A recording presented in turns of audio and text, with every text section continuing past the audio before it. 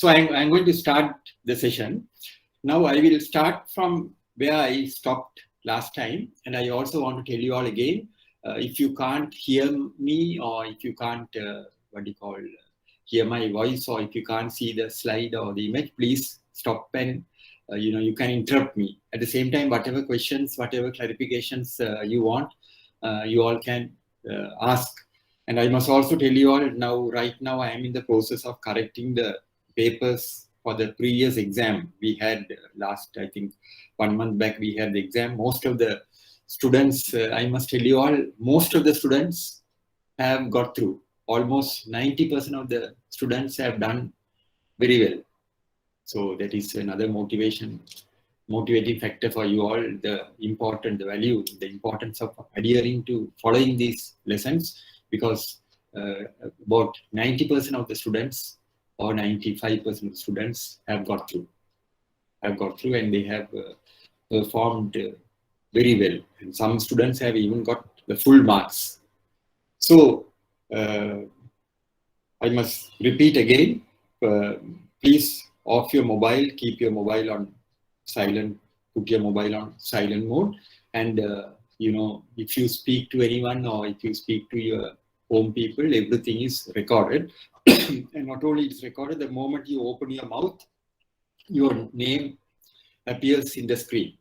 So I'm going to start from where I left, but I'll just quickly run through the slides. So I want you all to please cooperate with me and respond.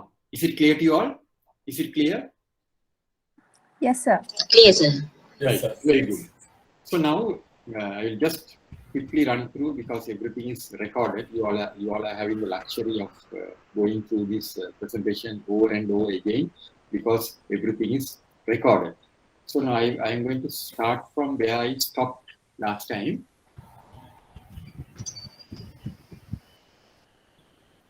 You all got the link regarding the microfinance? No?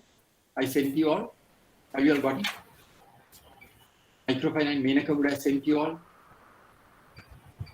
Have you all got it? Microfinance, the link. Did you all get it? I think it was sent to you all by Mr. Menaka. Have you all got it? Yes, sir. Right, very good. So now I think this particular slide I have missed last time. Now I was telling you all,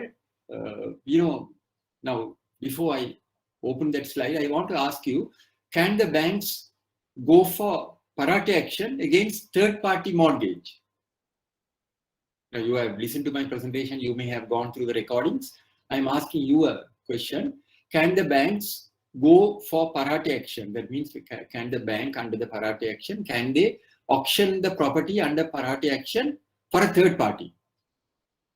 Can they go for parate action for third party property? No, sir. No, you can't go. Very good. That's the answer.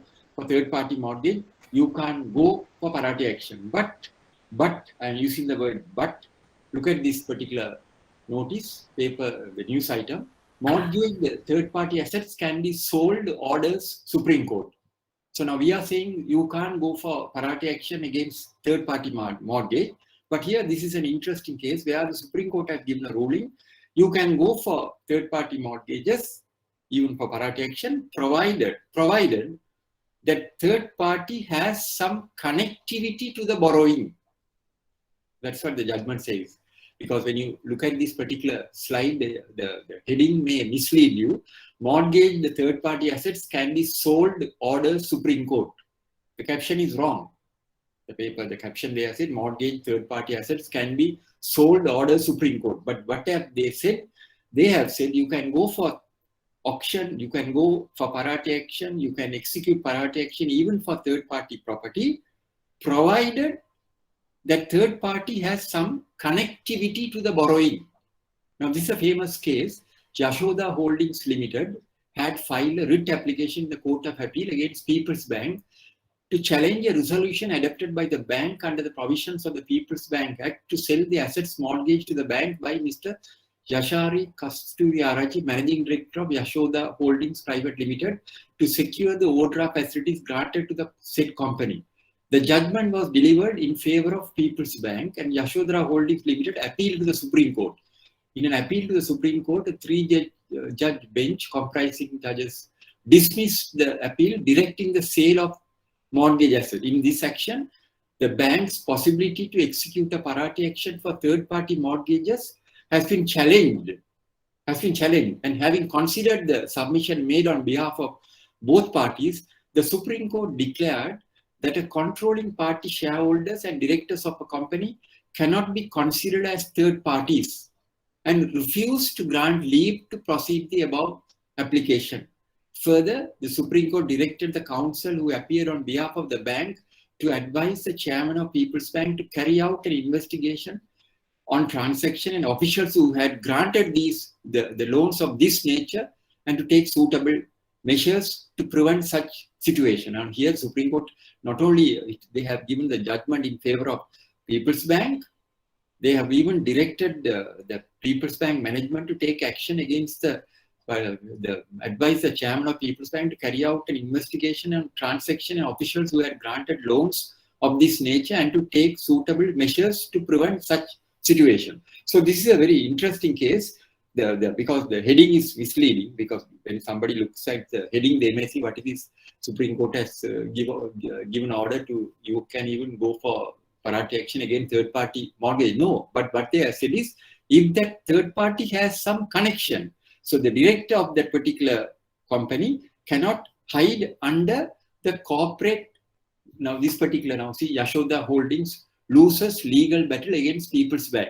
The Supreme Court recently allowed People's Bank to proceed with disposing the mortgage property belonging to a benefited director of Yashoda Holdings Limited, which was mortgaged to the bank as security for facilities granted to Yashoda Holdings Limited by the bank. The particular case has been filed by Yashoda Holdings challenging the acquisition of the mortgage property in terms of People's Bank Act. Having considered legal argument from both the parties, Supreme Court decided to permit the bank to proceed with the disposal of the mortgage property.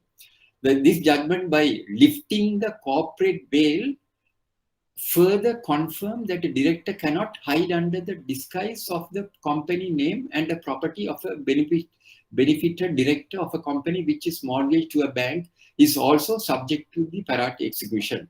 Now, what is corporate veil? So when you say corporate veil, the corporate veil is a legal concept which separates the actions of an organization to the actions of the shareholder. Moreover, it protects the shareholders from being liable for the company's action. But here, the Supreme Court has given a ruling judgment in favor of the People's Bank and said that directors cannot hide under corporate veil, because here they are also liable, because since they are the directors, they can't hide under the corporate veil, they are also liable. So therefore the People's Bank, this Supreme Court ordered the execution of parati action against the properties owned and mortgaged by the managing director of the firm, Yashoda Holdings. So remember, I'm just sharing this judgment with you all to draw my point, to make my message very clear to you all. You can go for third-party mortgage. Also, you can execute parati action, provided that third party has some connection, some connectivity to the borrowing.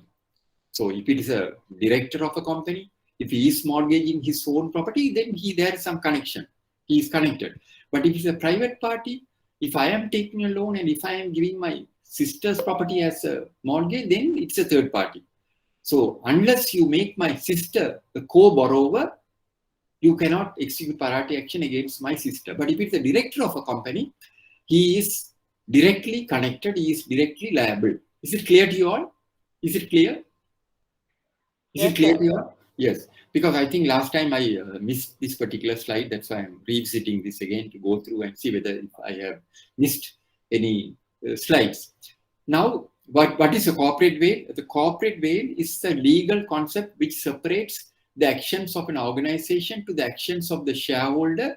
Moreover, it protects the shareholders from being liable for the company's actions. So there may be you may have a question. What is corporate veil?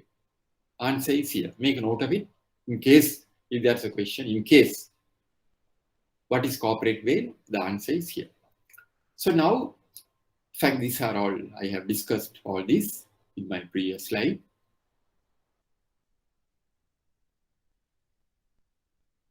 So benefits in obtaining immobile properties, I explained to you all. Then what is parati action? Also, I have explained it very clear because last exam there was a question on parati action. Almost 100% of the 100% of the candidates have answered this question very well. Then parati action, operation of parati action. This is, you know what is parati action. I don't have to tell you all. So when you go for parati action, this is the type of notice you will be publishing in the papers. Now, I think I stopped at this particular slide. That is, when we are taking immobile property, we have spoken about the advantages you could derive in obtaining immobile property. At the same time, there are certain constraints, certain difficulties we encounter as bankers in taking the immobile property as security. What are these constraints? I explained to you all, but let me tell you all these constraints are manageable constraints. Why do I say manageable? It is under your control. It is under your purview.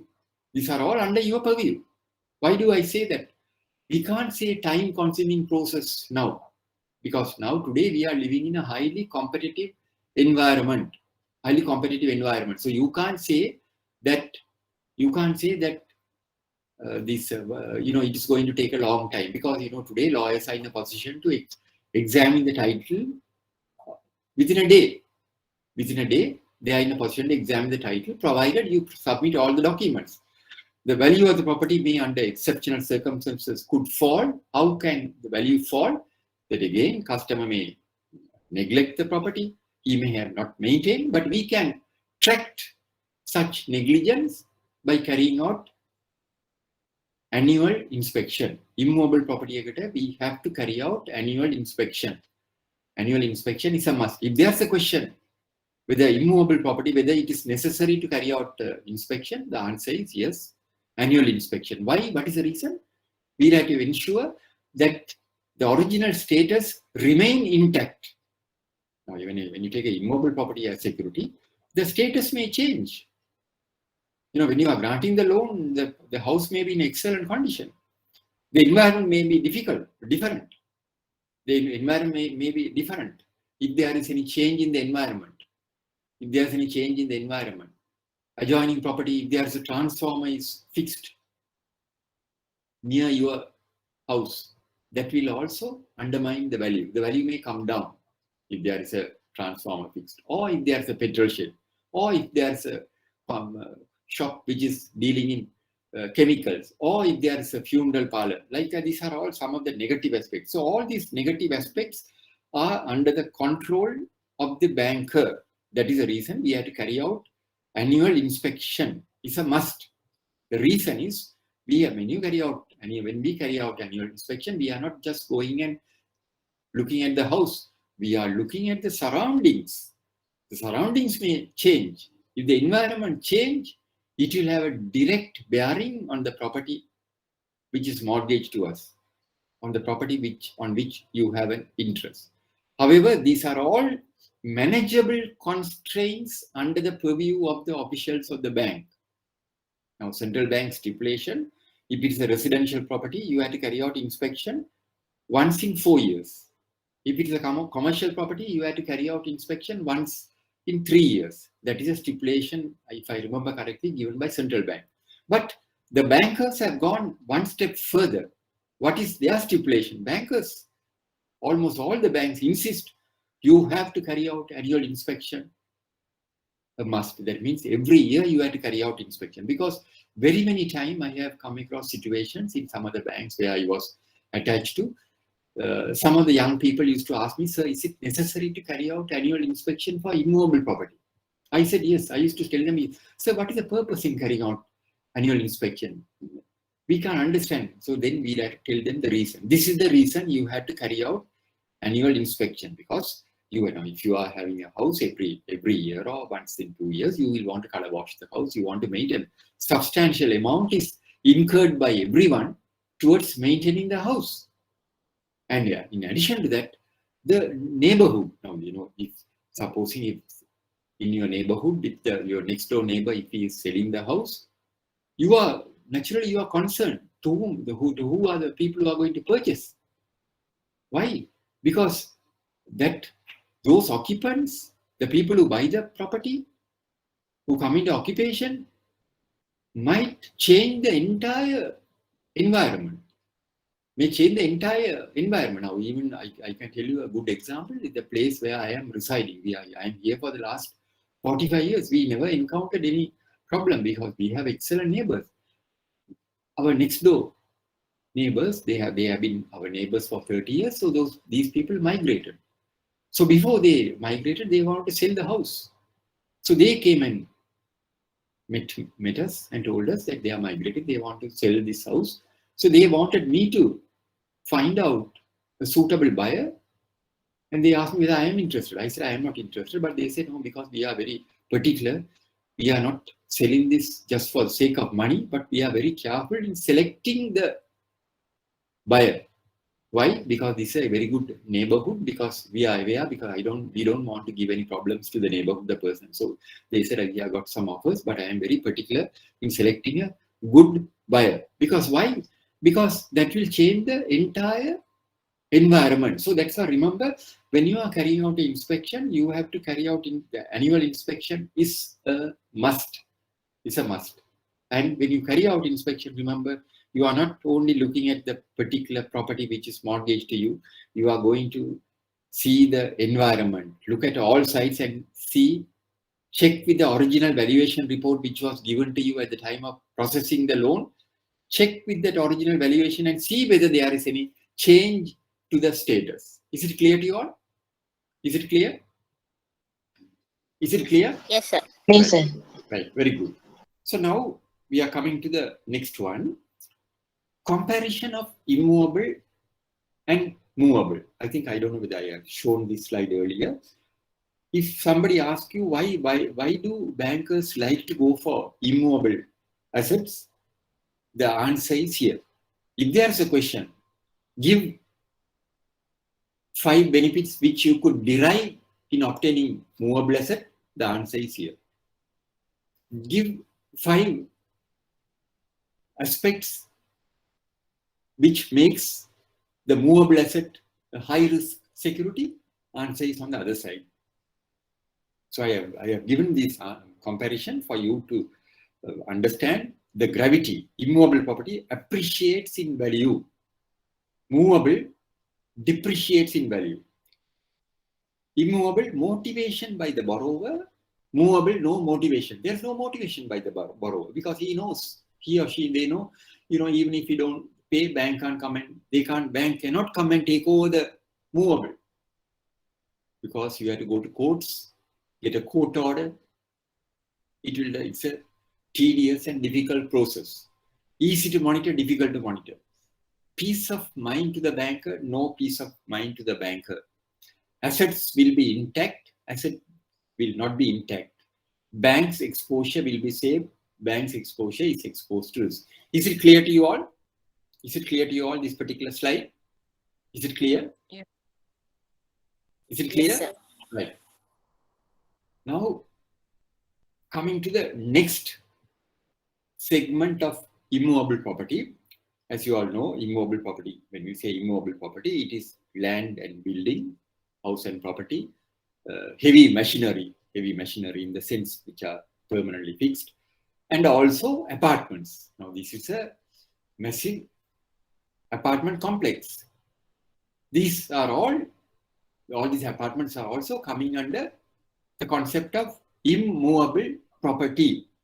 Why? Because these are all very solid security, easily disposable, because as you can easily dispose an apartment. So these are also very important security. So when you talk about apartments, we call it a condominium property. Condominiums are bought either for investment or to solve a housing problem. Due to shortage of land and limited space, a rapid construction boom in multi-properties, mainly in prime residential area in the country, has been observed in recent times. This has naturally resulted in several requests from condominium developers as well as individuals for banking facilities from banks against condominium properties. You will know in not only in Colombo, in Galle, Kandy, Mathura, in so many areas, we could see apartments coming up. Why? Because there is a very good demand for such properties. When you say, what is a condominium? It is very important for bankers like you all engage in credit work to understand the concept of condominium. What is a condominium?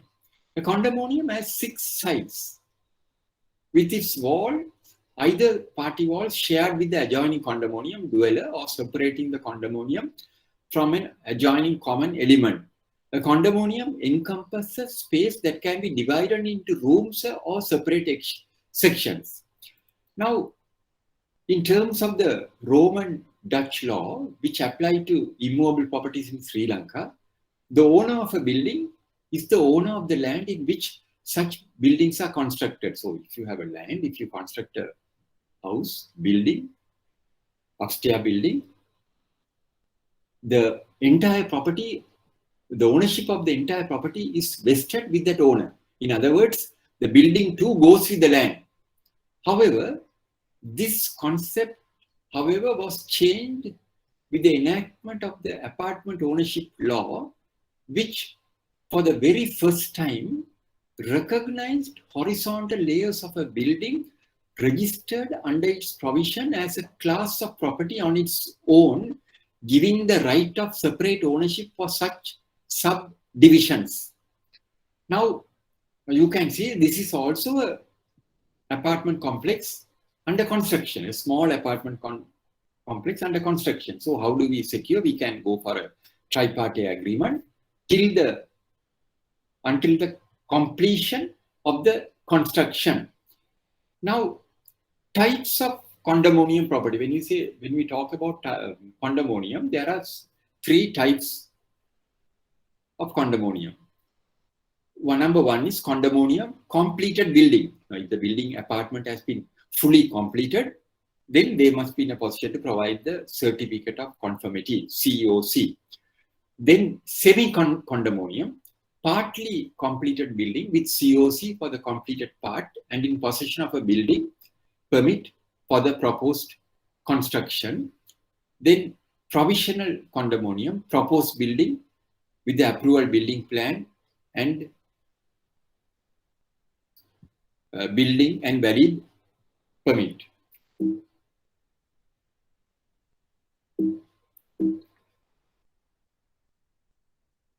Then registration of a condominium plan. What are the documents required towards the registration of a condominium plan? Title report, company profile, company registration, development permit, drainage certificate, survey plan. Now, that is some of the important aspects in relation to condominium. Now, how do we secure? Now, I must again tell you all are having the luxury of going through these slides because everything is recorded. Everything is recorded. So over and over, you can go through it. Fortunately for your luck, the IBSL is allowing these recordings to remain until the exam is over. But when we conduct lectures at Central Bank, of course, they don't record. The presentations are not recorded after the end of the session. They delete it. But here, of course, all the recordings are there for you all to go through it. So it is another luxury you all are having. So anyway, nothing like following the sessions. If you follow the session, if you have any doubt, you can clear it. So now we are coming to the most important aspect. How do we secure an immovable property? Now, this is a very important slide. Why do I say this is a very important slide? Because on every exam, there is a question on immobile property. So this particular slide will enlighten you in answering this question to your satisfaction and also to the satisfaction of the examiner. Now, so I must tell you all, now this time I have about 200 papers. Every word, full stop, comma, written by you all, by the candidates, have to be read by me. I have to read it, otherwise it's very unfair. I have to read every word, I have to read it. Every word, I have to read it. So, this particular slide gives you a complete insight towards the steps you have to take in obtaining an immovable property as security. Now, most of you all are handling credit. I am sure some of you all may know how do we secure an immovable property. So, securing an immovable property is not a difficult task. It's not a difficult task. Why do I say it is not a difficult task? Because the responsibility is passed on to the lawyer. The bank lawyer is a person who is going to examine the title, not you. You are not going to examine the title. You may be a lawyer, but the bank depends on their branch lawyer and the legal officers. So, if a facility is to be secured against immobile asset, immobile property, what do? First step, what you have to do is you have to get the original title deeds of that particular property and all connected documents. And these documents have to be forwarded to the bank's legal officer, branch lawyer, whoever, has the purview to examine the title. So once you send this to the lawyer, what do the lawyers do? The lawyers will have to examine the title for a duration of 25 to 30 years. So if I am the owner of this property, if I come to the bank and say I am the owner of the property, and I come and give you the transfer deed and tell you that I am the owner, here you can look at the transfer deed. So when you see the transfer deed, it's registered, I am the owner. But we are not satisfied with that concept. Why? Because we have to examine the chain for a duration of 30 years. We have to check. If I am the owner for the last 45 years, it is very easy. The legal officers will not have any problem. So still for all, you have to send it to the branch lawyers. So when you send it to the lawyers, hello? Yes, I have a question. Yeah, miss. Is this 30 years by regulation or is it a standard? No, it depends on the bank's credit policy. Each bank will have different, stipulation. Most of the banks, there's a stipulation. They examine the title for 25 to 30 years. That is according to their credit policy. It stipulates they have to examine the title for 25 to 30 years. They are satisfied, according to their credit policy. Is it clear, miss? But yes, almost all the banks in Sri Lanka, they examine the title for 25 to 30 years. Then once you send it to the lawyers, the lawyers will have to go through it very carefully. And what do? They check the title for a period of 25 to 30 years. And while they check the title for a period of 25 to 30 years, if the entire chain is correct, perfect, then they will recommend the title to the bank and say the title is excellent. So why do they say excellent? Because they have examined the title at the registrar of land, the entire chain they have examined. If I have bought the property in 2010, they want to go prior to that and see from whom I have bought the property. The entire chain is examined very cautiously, carefully, and then they will send a report which is known, defined, categorized as the title report. So the lawyers will send a report which is defined, which is known as a title report. In other words, it is a story of the title. It is a story of that is a very, very not an interesting story. It's a boring story. It is a story of the particular title. So they will give a full history of the title, from whom I have this particular borrower has bought it, like that, all those, these things, everything they are given. So when the title report is received by you as a branch manager, as a branch credit officer, it is your responsibility to read the title report. I know very well, most of the banks, most of the people don't read it. What do? They read only the last paragraph, where the lawyer would have said, I recommend the title subject to the aforesaid or above mentioned. So to find out what is above mentioned, you will have to read it. So most of the time, some of the bankers, what they do is, they read the last paragraph and say the title is okay, and they inform the lawyer to proceed with the title examination. Mortgage. That is not the correct procedure. You have to read the title report. That is the reason wherever I was in charge, I introduced a stipulation. We introduced a separate rubber stamp. So that rubber stamp is placed on the title report, where the officer has to put the rubber stamp and confirm everything is in order, sign it. Why? Because we want somebody to be accountable. That's what bank works. Not only bank, in any organization. Somebody should be accountable. Somebody should be accountable. We can't make blunders. As a result of that, the institution has to suffer. So they have to put the rubber stamp and they have to check, and so the moment you ask them to sign, then they are very careful. They will read the title report very carefully, because why? They have to sign it carefully, and they will say, we confirm the title report is in order. So that is what is called title report. Now take, for instance, a simple example. Today, in the banking industry, you all may know, the banking industry, the turnover is very heavy. The turnover is very heavy. Today you find a person in this bank, after about 6 months when we meet that person, is in a different bank. Why? Because the turnover is very heavy. So when you are applying, when you want to join a particular institution, a bank, from this bank you want to join another bank, you are sending a CV.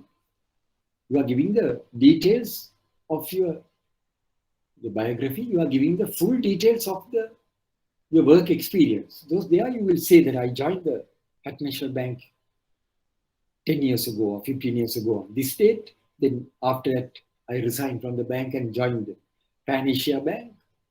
I worked there for 4 years. Then I resigned and went to NDB.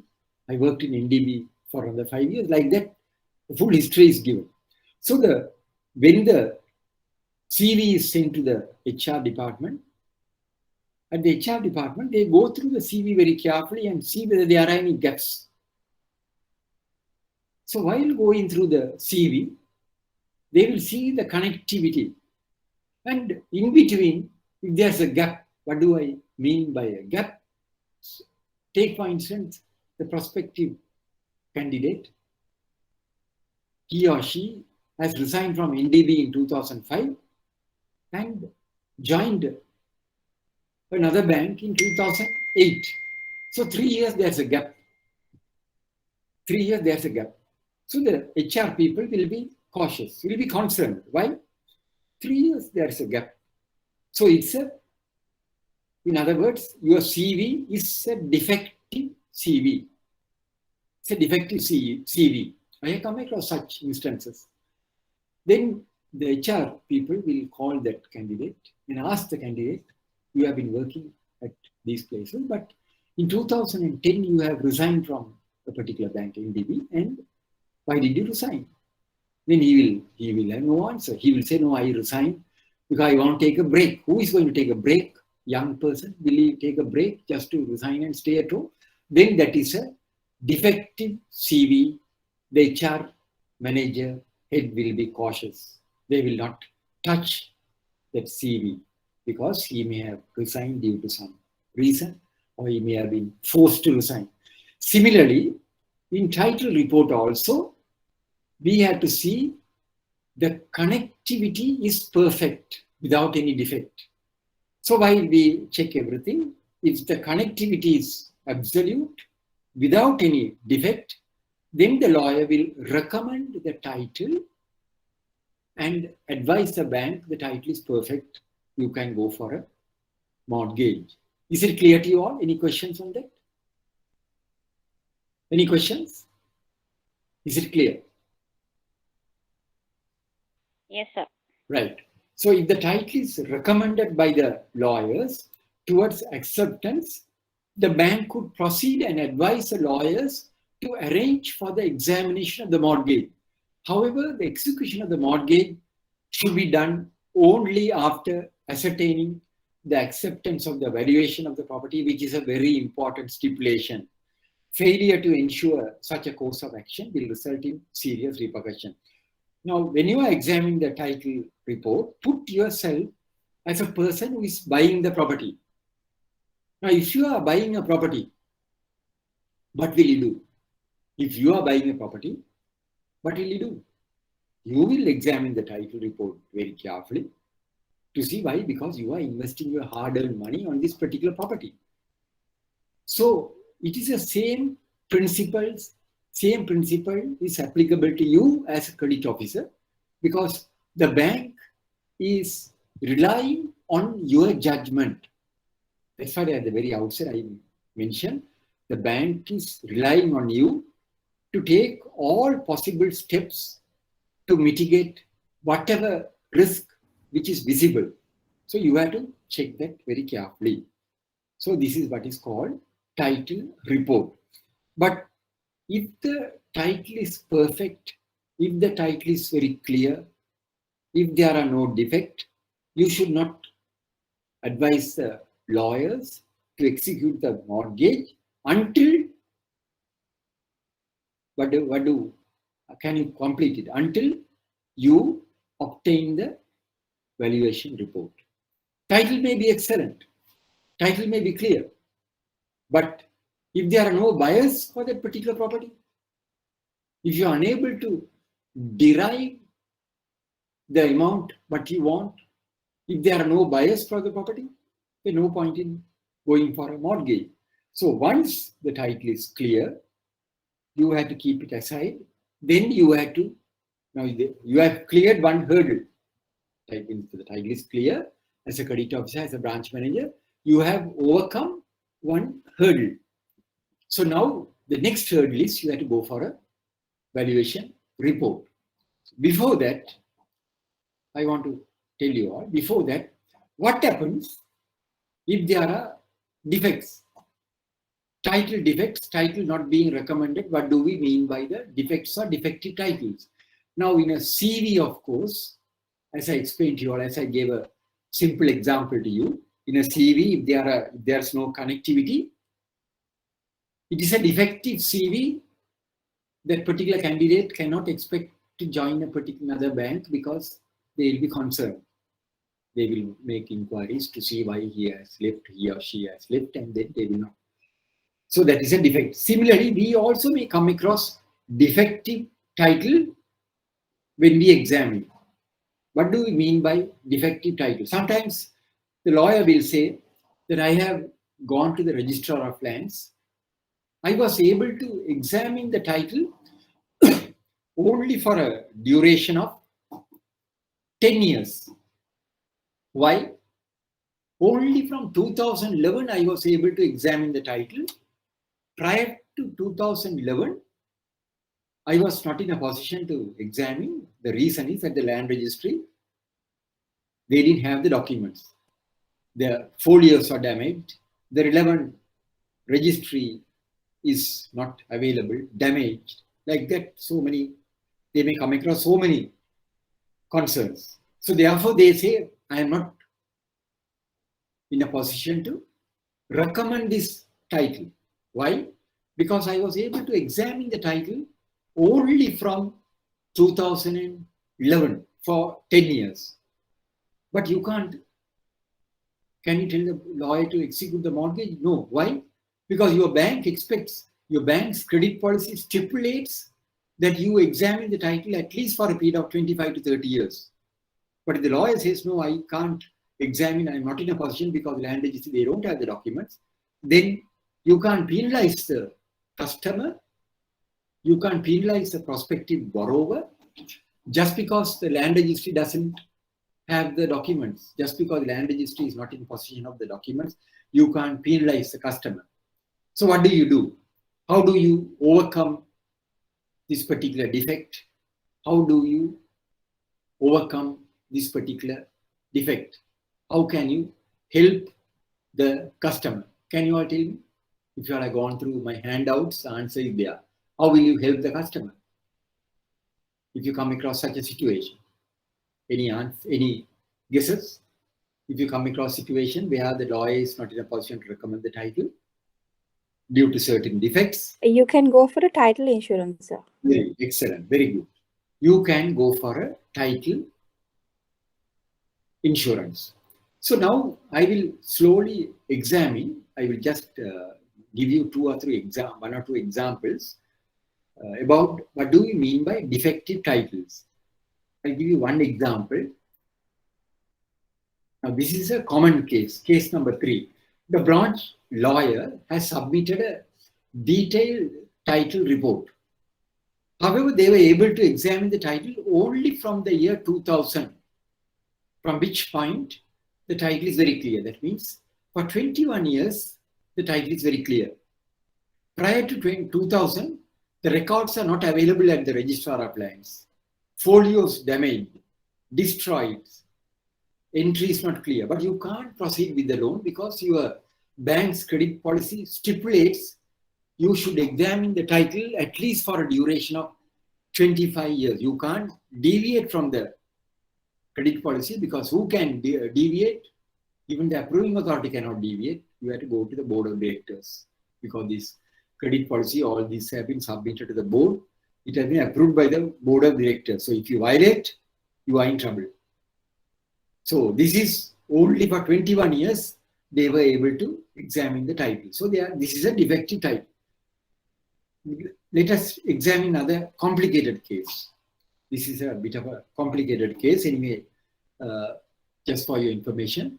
This I came across in a particular bank where I was attached to. Look at this particular slide. You may not have this in your handout. One Mr. A. Now, one Mr. A, who was the original owner of a house in Colombo 7, located in an excellent residential area, gifted his house and property to 3 of his children, namely B, C, and D, upon a deed of gift on 2nd January 2000. That means this particular customer has gifted his property to 3 of his children, B, C, and D, upon a deed of gift on 2nd January 2000. However, after a lapse of 3 years, on 10th February 2003, the said Mr. A cancelled the said deed of gift upon a deed of cancellation. Both deeds have been registered at the relevant land registry. Later on, Mr. A gifted the entirety of the property to his youngest child, D. Now, this D has come to a bank for a loan against the security of this land. So, in other words, this particular customer, borrower, prospective borrower, has gifted his property, not a borrower, the original owner of the property, has gifted the property to 3 of his children, A, B, and C. Sorry, B, C, and D. After a lapse of 3 years, he has cancelled the deed of gift. And later on, he has transferred the entire property to his youngest child, D. Now this D has come to your bank for a loan against the security of this land. Now this particular case, I read in the title report. When I read it in the title report only, I observed that here is a unique case where a person has gifted the property to three of his children. After about 4 or 5 years or 3 years, he has executed a declaration, deed, and has cancelled the gift, and later on he has transferred to the youngest child. Now this youngest child has come to a bank for a loan. I want to ask you a question, general knowledge. Once a deed is gifted, a property is gifted, can they revoke the gift? Can they revoke? According to your understanding? Can they revoke? According to you? If your parents have gifted a property to you, can they revoke the gift? Can they revoke? So does it depend on the conditions? Sorry. It can depend on the conditions stipulated in the transfer of That's right. deed. Very good. Excellent. That's correct. Yes. Both answers are correct. Another participant said yes, you can revoke. Another you said you can condition of this thing. You can revoke it. So let us examine here. Definition of a deed of gift. Property can be transferred from one person to another person through several ways. It can be through the way of sale, will, intestate, succession, or a gift. According to section 122 of the Transfer of Property Act number 1882, gift is the transfer of certain existing movable or immobile property made voluntarily and without consideration by one person called the donor to another called the donee and accepted by or on behalf of the donee. Hence, the deed of gift is a document registering the voluntary transfer of a property, movable or immovable, from a donor, the person giving the gift, to a donee, the person receiving the gift. The gift deed is complete on acceptance by the donee. So according to this one, you can't revoke a deed of gift if it was an irrevocable transfer. If that particular deed was irrevocable, if it was irrevocable, you can't change it, you can't revoke it. But if it is a revocable, that's what you said, depending on the condition. If it is a revocable gift, in terms of the recent revocation of irrevocable deeds of gift on the ground of gross ingratitude, an irrevocable deed of gift may now be revoked on the grounds of gross ingratitude by an order of a competent legal action instituted by the revocation of an irrevocable deed of gift, which is required to be filed by the donor against the donee within 10 years from the date of execution of the deed of gift and within 2 years from the date on which the cause of an action has arisen. So in other words, if it is a revocable gift, you can revoke it. If it is a revocable gift, that's why in the deed of gift, if they have made it a condition, if they have said this is subject to life interest, or if we reserve the right to revoke, you can revoke it. But if it is an irrevocable gift, you can't revoke it. But here it says, even an irrevocable deed of gift could be revoked on the grounds of gross ingratitude. What do they mean by this?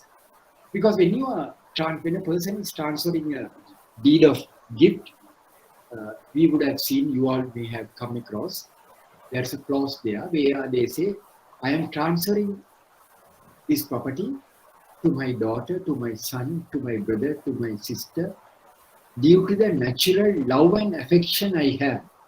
I am transferring it. So if you want to revoke it, even if a irrevocable deed, if you want to revoke it, on what grounds you will want to revoke it? Can you tell me? On what grounds you will want to revoke it when you transfer it?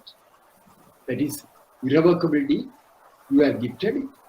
Because you say, due to the natural love and affection I have, so and so, I am transferring it.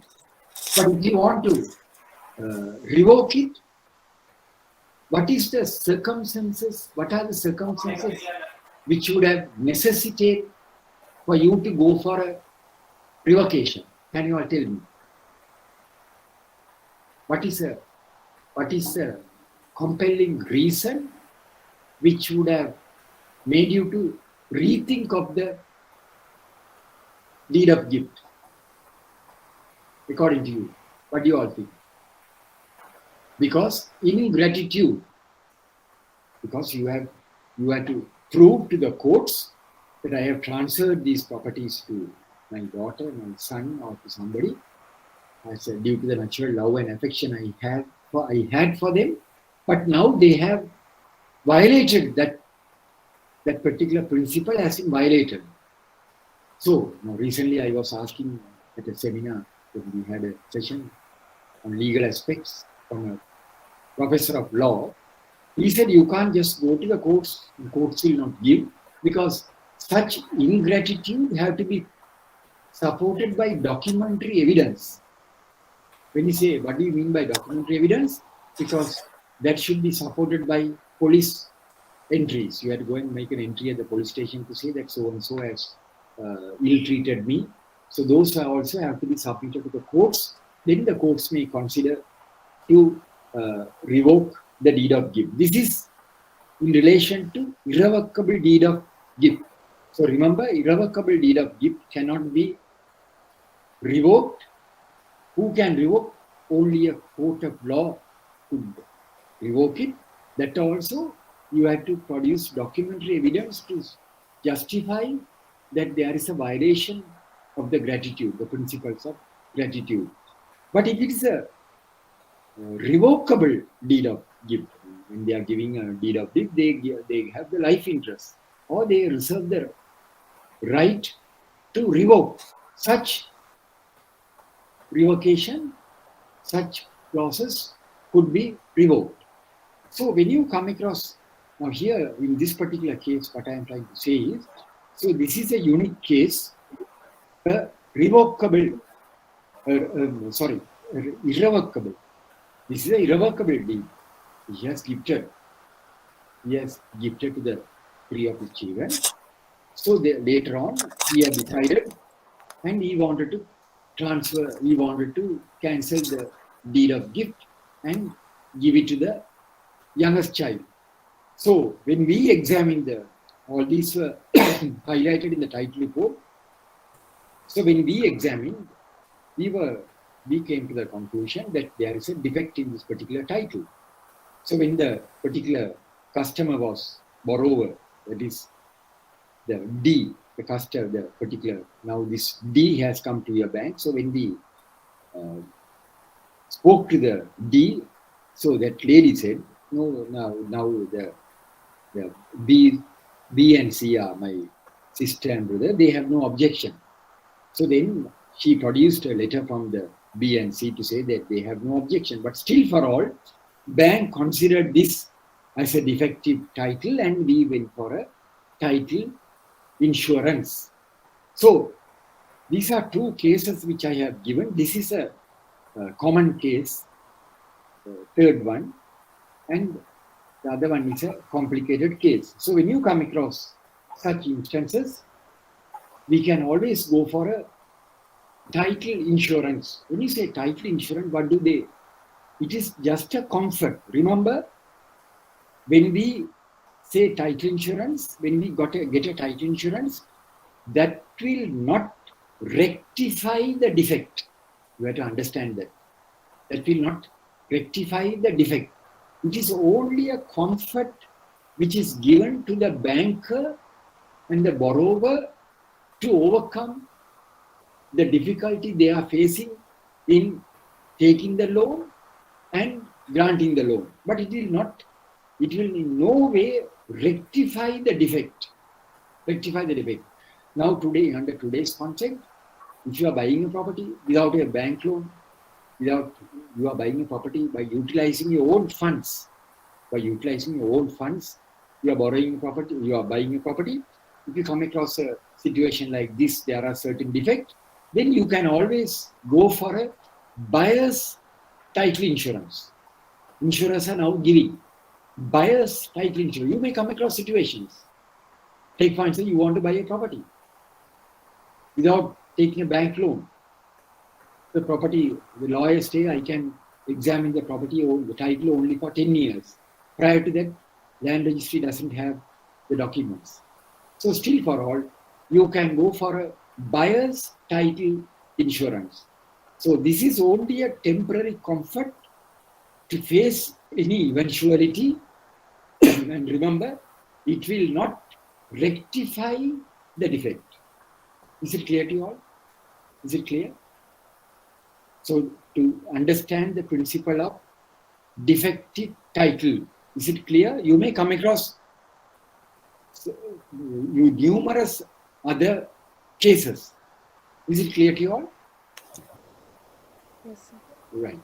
So now, so when you come across a situation like that, what is the first step you are to do it? How do we overcome these? Excuse me, sir. I have a question. Yeah, miss. Yes. Now, are there any instances where when you have a title insurance, according to what I hear, if there is a defect, you cannot. There are no instances in our history that the claim has been paid by the insurer. Yes, very good. Excellent. Excellent question you have asked. Excellent. It's very good question you have asked. According to my 5 decades of exposure in banking, I have never ever come across a situation where there is a defect, you claim from the insurer, they pay it. Never. It has never happened. Then you may ask, then why are we taking the title insurance? Am I correct? Then you may ask, why are we taking the title insurance? Am I correct? You may be wondering, why are we taking a title insurance? Title insurance is only a temporary comfort. Now, in one of the banks, I could remember when I went for a lecture, I was conducting a lecture in one of the banks. I don't want to mention the name of the bank. When I was, when I was explaining about this, one of the participants said, sir, in our bank, the management has decided not to accept title insurance in that particular bank. I don't want to mention the name of the bank, because in that particular bank, they are not accepting title insurance because they feel it is useless. There is no point in taking title insurance because, in case if we come across some problem, are we going to, when we claim, will the insurer pay? No, they won't pay it. They won't pay it. So then you may ask, then under what circumstances they pay? When will they pay? Insurer will pay in the sense, if once the bank has fully exhausted all the legal options, only the insurer will pay. That means, let us assume, we have taken a title insurance, customer has defaulted, we want to go for parate action, we go for parate action, a prospective buyer identified, we have identified a particular buyer, he is interested in the property, then he goes to his lawyer, submits the deeds to the lawyer, his own lawyer. Then his lawyer will also say, no, don't buy this property. Why? Because there are certain defects. So don't buy this property. Then the bank is having a problem because the bank has no buyers. All the buyers are declining, refusing to buy this property. Why? Because they are saddled with this particular defect. Then in that case, we can make a request from the insurer and say, no, you gave us a comfort. You gave us a comfort. Now we are unable to sell the property because there are certain defects. Then the insurer will not pay. Insurer will re-examine the defects. What is the type of defects you all are having? So we'll have to say these are. So the insurer may sometimes advise the bank to seek the legal course. And what are the legal course? They will ask the bank to explore the possibility of taking all these documents. So if that also fails, now the bank is having an additional comfort. What is additional comfort? This is according to my knowledge I am giving you all. We are not tested. The insurer may advise the bank that we are prepared to absorb that particular defect by way of buyer's title insurance. By way of buyer's title insurance. So the insurer may say, tell the prospective buyer, don't worry, you can buy the property for which we will give you we will protect your interest by giving you a buyer's title insurance for which the bank did not pay, the prospective buyer will have to pay the premium. So the insurer may come forward, come to the rescue of the buyer and tell the buyer, don't worry about it. We will consider giving you a buyer's title insurance. Is it clear, miss, now? Is it clear? It's a very good question. I have never come across, because this is not like the other insurance. Is it clear? Any questions in that? Yes, sir. Right. Very good question you asked. So how do we overcome these defects? As bankers, we have to mitigate these risks, which now, before that, I must tell you all, this is one of the reasons why when we are taking the title insurance, we have to be cautious in obtaining the title insurance from a reputed insurer. Now, there are about 17 or 18 insurance companies operating in Sri Lanka.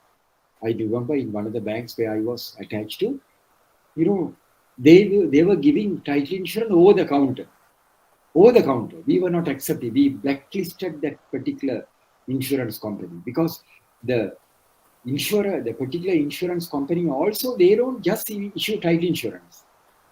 There are instances where some of the insurers have declined, refused to issue title insurance. Why? Because when you make a request for a title insurance, the insurer's lawyers will also go through the particular defect. They will also go through the particular defect and advise the insurer whether it is prudent to issue a title insurance.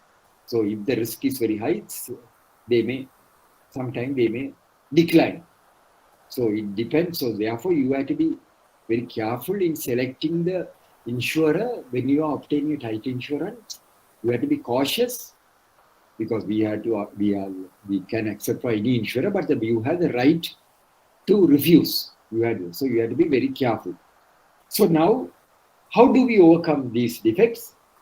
As bankers, we have to mitigate these risks, which may affect our security in the future.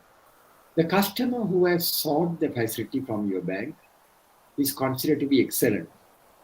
These defects are beyond their control as he is a current legal owner. How do we proceed? We can go for a title insurance. What happens if the title is not recommended? Due to various aspects, the branch lawyer, legal officer, may not recommend the title. In such an eventuality, the bank could consider acceptance subject to a title insurance policy. So the bank, lawyer, or the legal officer will never ever advise you to go for a title insurance. They will never advise you. I have not come across where the lawyers will officially tell the bank to go for a title insurance. No, they will never advise you, very rarely. So then, after reading the title report very carefully, then you have to go back to the legal officer. You have to go back to the branch legal officer or the lawyer and ask them, we have gone through the title report where you have said there are certain defects. So can we explore the possibility of accepting this on a title insurance? So you have to write to them. You have to seek their concurrence. You can't take the title insurance in isolation. You just tell the lawyer, and lawyer says, okay, you can go for a title insurance. You have to first refer to the lawyer and get their concurrence. Can we go for a title insurance? And if they say, yes, you can go for a title insurance, then you have to tell the customer, borrower, to go for a title insurance. So when the lawyer says you can go for a title insurance, you don't give that responsibility to the customer. you will communicate with the insurer direct, not the borrower. On behalf of the borrower, you will communicate direct with the borrower, with the insurer, select the insurer, and tell the insurer that you have put a loan to this particular customer. These are the terms. This is the security. We want to find out whether you are in a position to give us a title insurance. So then, once you then the deeds, everything have to be sent to the insurer. Insurer will require all the deeds. So then, once they go through all the documents, they will give you a document called, defined as a title assurance certificate. That is called title assurance certificate, where they give you a confirmation, they give their consent to issue the title insurance policy. So when you get the title insurance certificate, assurance certificate, you have to refer that to the legal officer, who will confirm that the certificate is in order. Because when you get the title assurance certificate, because you are not a lawyer, you are not a legal person, so you have to refer that to the bank lawyer. So they will go through it very carefully, and sometimes they will recommend amendments and say, no, the certificate does not cover these items. So once that is given, you will have to go back to the insurer and tell the insurer, it is okay. Can you now issue the title insurance policy, for which they will ask you to make a payment, premium. The premium has to be made.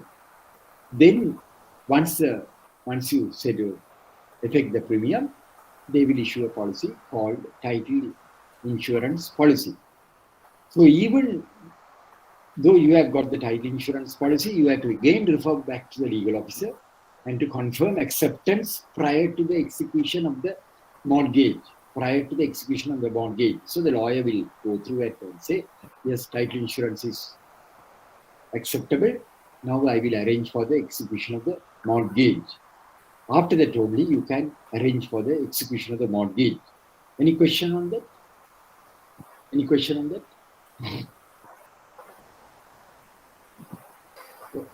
clarification you all require? Right. So now, what is a title insurance policy? It is an assurance which covers acceptable defects, not any defect. They will not give title insurance for all the defects. They will also go through it very carefully. It is an assurance which covers acceptable defects in title and provides comfort to the bank. It is only a temporary comfort to the bank. Title insurance should cover 150% of the mortgage advance. Why? Now, if the loan is for 10 million, we will want the title insurance for 15 million, additional 5 million. Why is that? Can you all tell me? Why is that? If we want a title insurance for, if the loan is 10 million, we are stipulating it should be for 150%. That means we want the title insurance for 150%. Why is that? Can you all tell me? Why we want the additional 5%? Any guesses? Mortgage property value can be increased in future. Not only that one is, because that is to cover the interest component. Because if the customer defaults, we should be in a position to recover not only the principal plus the interest. So therefore, we want the title insurance to cover 150% of the value of the mortgage. That is value of the loan. 10 million loan, we want the title insurance for 15 million. Is it clear? That is to cover the Yes, sir. interest component. Title insurance is valid until the cancellation of the mortgage.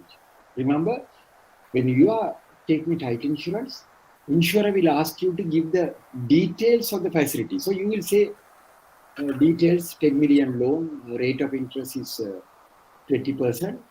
Loan is repayable in 5 years. Last payment is due in 2026. But we want the title insurance, the validity until the cancellation of the mortgage. What is the reason? Because the reason is there is no guarantee. There is no guarantee. The loan will be repaid within the stipulated period of 5 years. So sometimes the loan period may get extended due to default, due to a moratorium, due to a corona, due to the present situation. So therefore, unexpected eventualities could occur. That is a reason why we want the title insurance validity should be for a duration of, we say, it should be valid until the cancellation of the mortgage. So these are the two, two mistakes some of the bankers have made, I have observed. Number one is they take the title insurance only to cover the loan.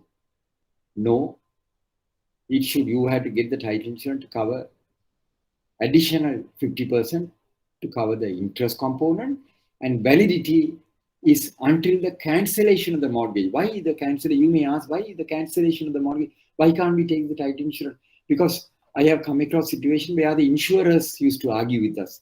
Why do you want until the cancellation? We will give the title insurance for 5 years. The loan is for 5 years, so we will say valid until January 2026. But they say, no, if you want an extension, you can ask at that time, we will give an extension. No, because the insurer, if you ask for extension, sometimes the insurer reserves the right to refuse to grant an extension. Why? Because why do you ask for extension? Because there is a delay in the repayment. So sometimes the insurer may refuse. So to overcome that eventuality at the very outset itself, we have to ensure we take the title insurance validity until the cancellation of the mortgage. When you say cancellation of the mortgage, we know very well the insurer, we will cancel the mortgage only after the loan is settled, recover in full. So remember, it should be 150% of the value of the mortgage, so 150% of the facility, then the value of the mortgage we will say 10 million plus the interest, and validity is until the cancellation of the mortgage. One single once and for all payment is payable on title insurance. Title insurance, unlike the other insurance, we don't pay the insurance, the premium monthly, annually. It is once and for all payment. At the very commencement of the policy, at the time of issuance, we make a premium once and for all. The title insurance should have the concurrence of the bank's legal officer. You have to refer to the bank's legal officer prior to the execution of the mortgage. Don't take the title insurance in isolation. Once a legal officer says, okay, you can go for a title insurance, don't get the title insurance. Once the insurer issues the title insurance, don't keep it in your file. Refer to the legal officer, get their concurrence. Is it clear to you all? Any questions on this? Any questions? Any questions? Can we move to the next one? Yes. Right. What about the others? Can we move? Yes, sir. Yes, sir. Right. Okay, sir. So now, properties with life interest. Now, I just have a glass of water, just.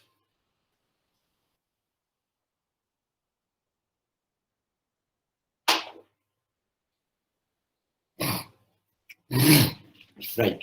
So now, properties with life interest. Now, why do I say about these properties with life interest? Because you may come across in the title report, lawyer would have said, I recommend the title subject to the above.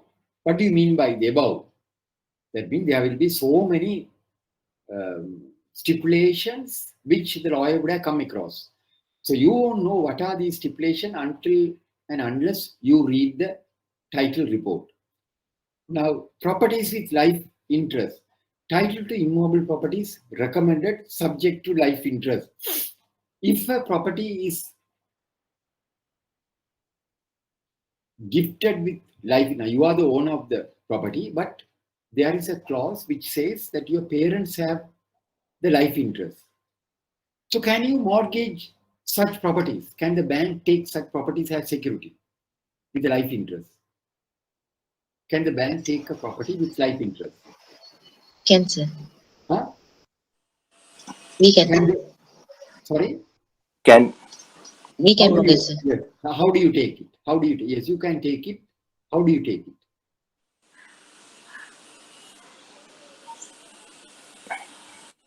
With their consent, sir. That's very good. In such instances, the life interest holder should revoke their interest and be drawn a party to the mortgage. Otherwise, they have to revoke their interest. There have been instances where such properties have been taken as security without the concurrence of the life interest holder, which exposes the bank to major risk. I have come across situation in one of the banks where, because why, the people have not read the title report, so they have simply instructed the lawyer to proceed with the mortgage. So when the title reports were read, it was observed the mother of the owner of the property, the mother of the particular borrower was having life interest, but her life interest has not been revoked. So when we asked the lawyer said the branch manager has instructed him to proceed with the mortgage. So when you get the title report, you go through the last para and you instruct the lawyer to proceed with the execution of the mortgage. The lawyer will be under the impression that you have read the title report. So now there is no problem. You are instructing the lawyer to proceed with the title report. So that is the reason why you have to read the title report very, very carefully. Then, is it clear? So if you come across a situation where there is a life interest, remember, we can take such property as security. The life interest has to be revoked. Then, now any questions before I come to the next one? Any questions? Any questions?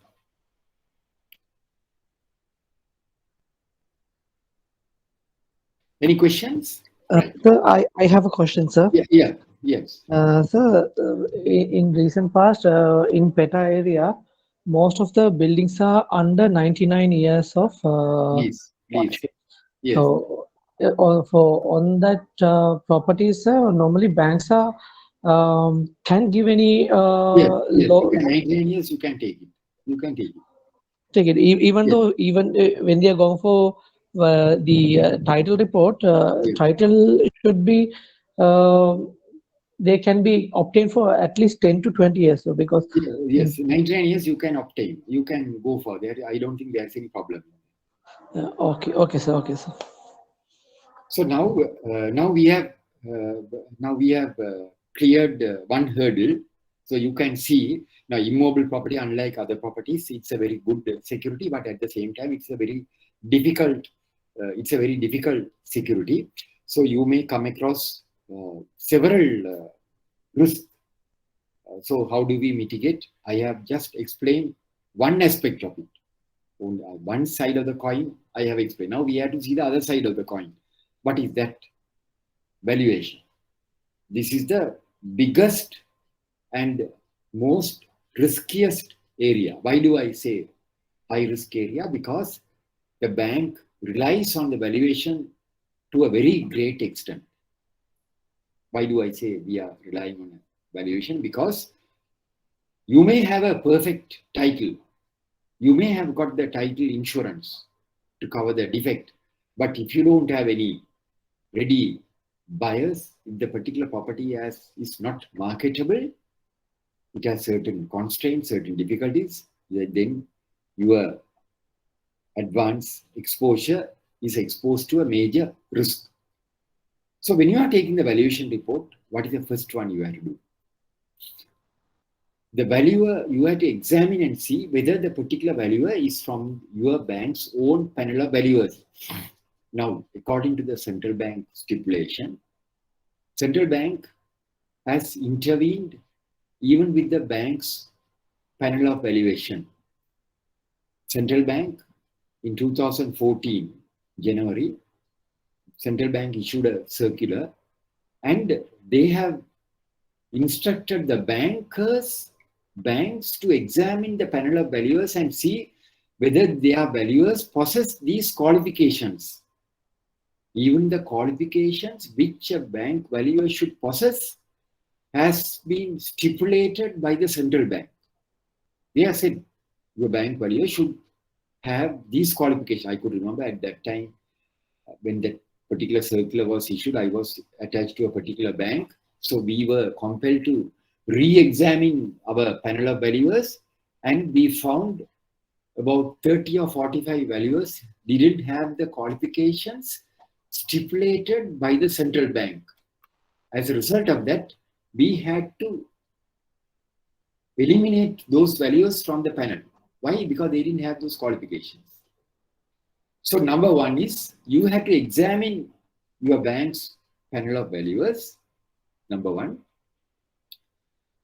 You don't have to worry because that would have been done by your management. So you don't have to worry. So your bank management say this is our panel, you don't have to worry. So that is the responsibility of the bank management to ensure that these valuers all their qualifications are in accordance with the stipulations given by the central bank. So you don't have to worry. So you have to first see the panel of valuers. So if your bank has not adhered to that, then you may have to ask the particular relevant people to re-examine. So first of all, you have to see whether the particular valuer is in your bank's panel. Why do we say that? Because customer may say my property is valued at 10 million, 15 million. So we don't accept that value. We want that value to be confirmed by a valuer attached to your bank's panel of valuers. So you take he may be a valuer attached to another bank, but if he's not in your panel, you can't accept that. So that's the first thing which you have to do it.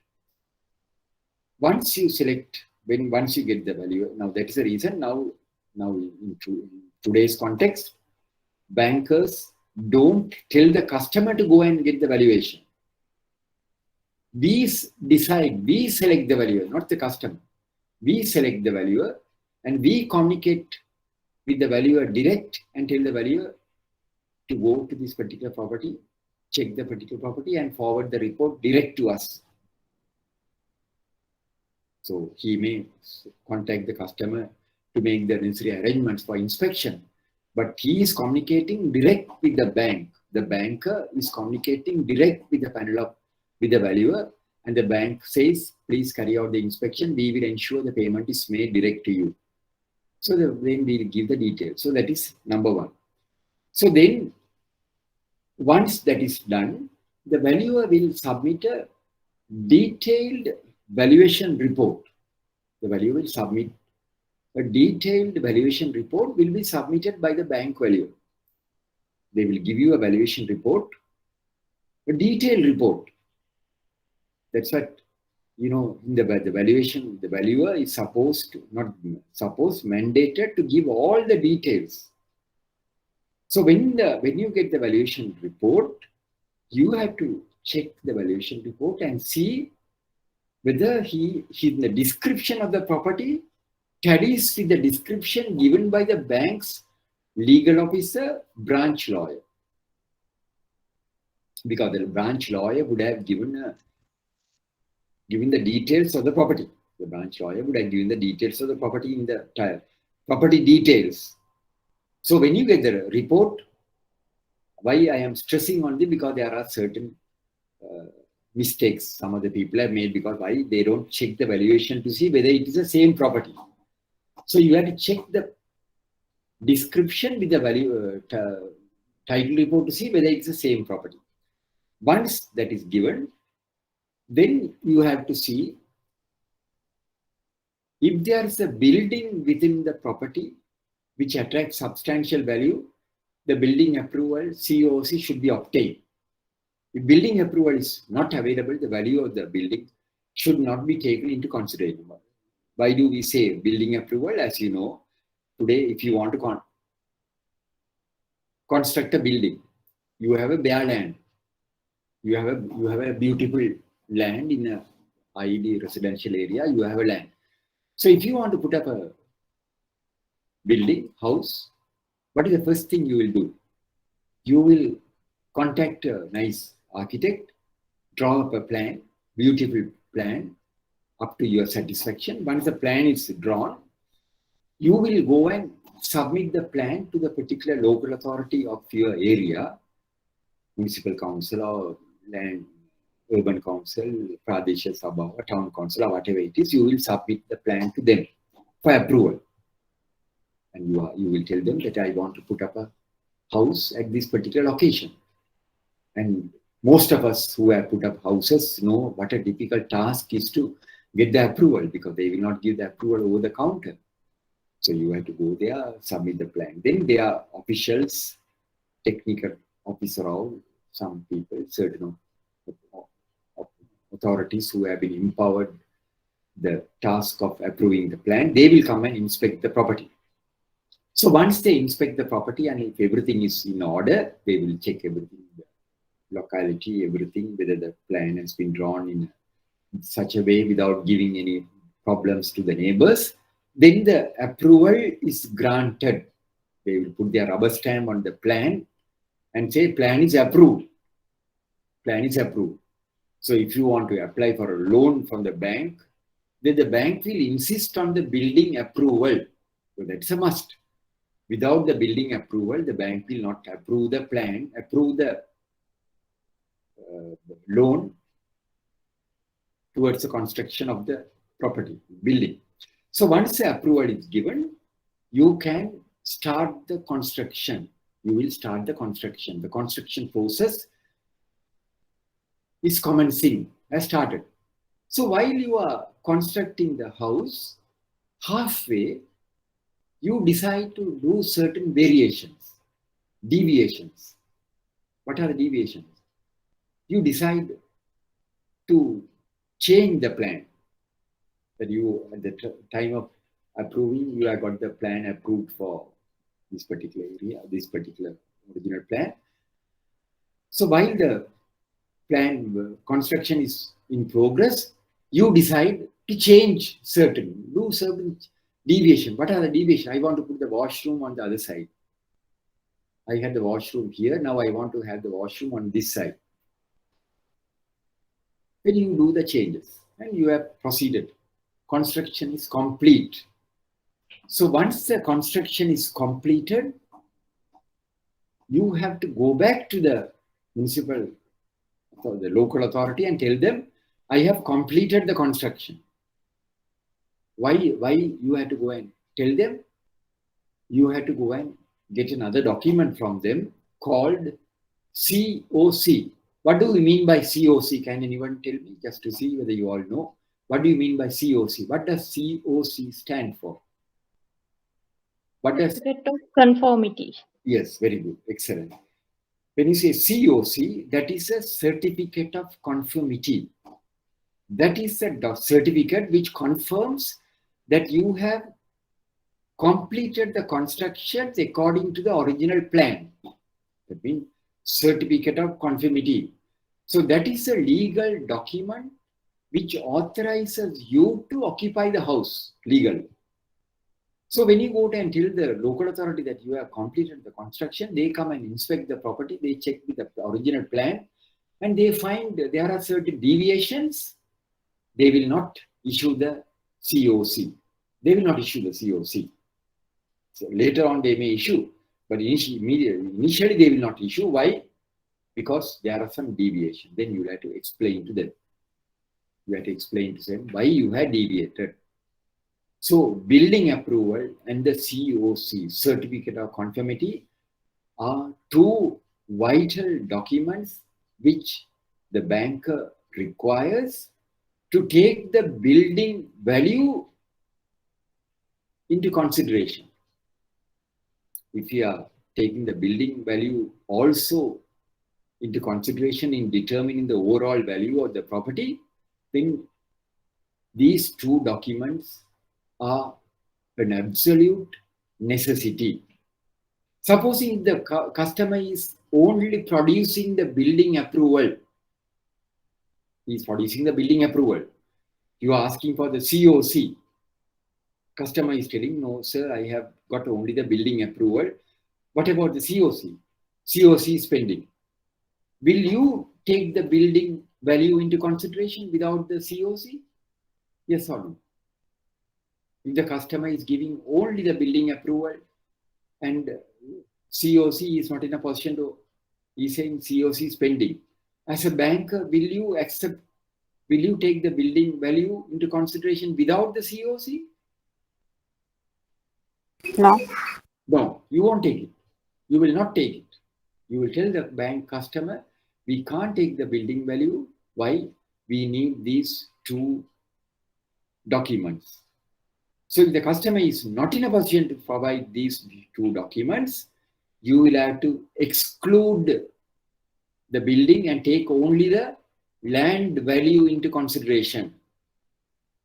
If the customer is not in a position to provide both these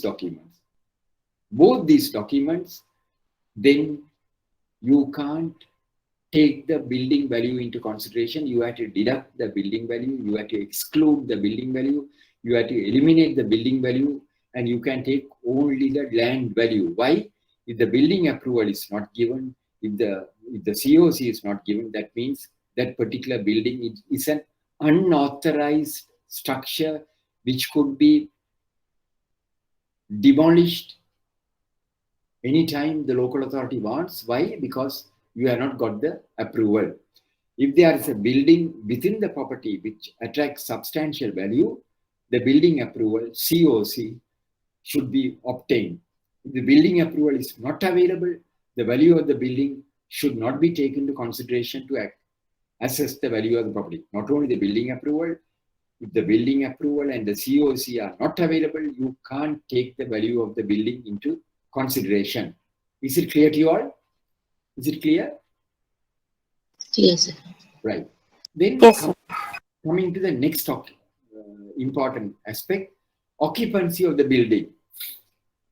And the status of such occupancy should be ascertained. If there is a lease, a deed uphold, what do we mean by occupancy? I don't say just because there are occupants, you can't take the building, particular property into consider as security.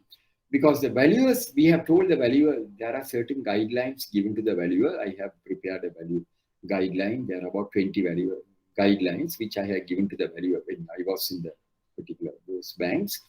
So the valuer has to comment on all those aspects. One of the aspects is the occupancy. Why are we interested about the occupancy?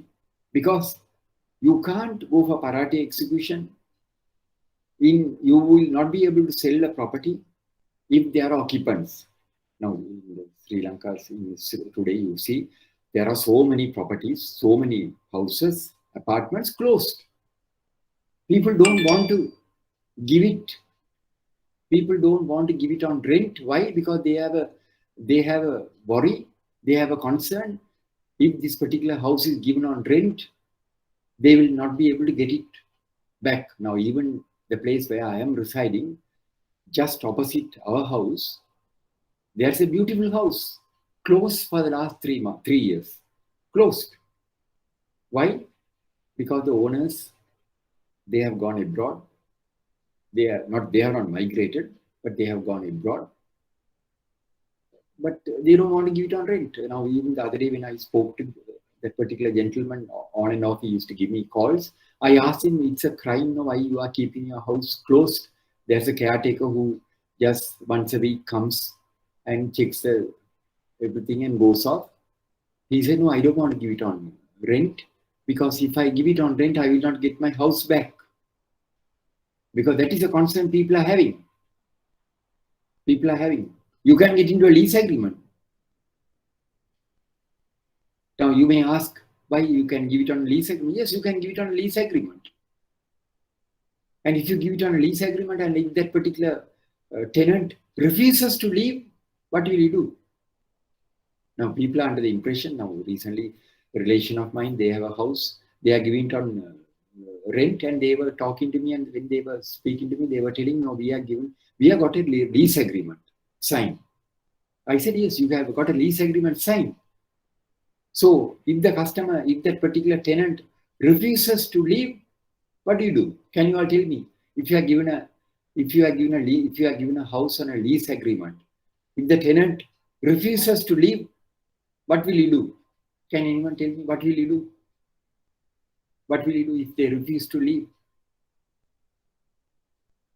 If the tenant refuses to leave, even though you have a lease agreement, what is the course of action available to you? Can you all tell me? What is the course of action available to you? You have to seek the intervention of the courts. You have to file legal action. Just because you have a lease agreement, not like this vehicle lease, where vehicle lease, of course, you can, if the customer doesn't pay, you can take over the vehicle. You can hand it over to some leasing company, some Caesar company. There are several people. They will go and make a police entry, and by force they can take over the vehicle with the duplicate, because they are in possession of the duplicate key. But here you can't. You have a legal recourse. You have a legally executed lease agreement is there. Then you have to go to courts, file legal action. Even if the legal action fails, you can go up to the Supreme Court. It will take at least 10 years. It will take at least 10 years. Now, recently I came across another case where a particular party, they have given a house on rent, tenants refused to leave, then they had to file legal action.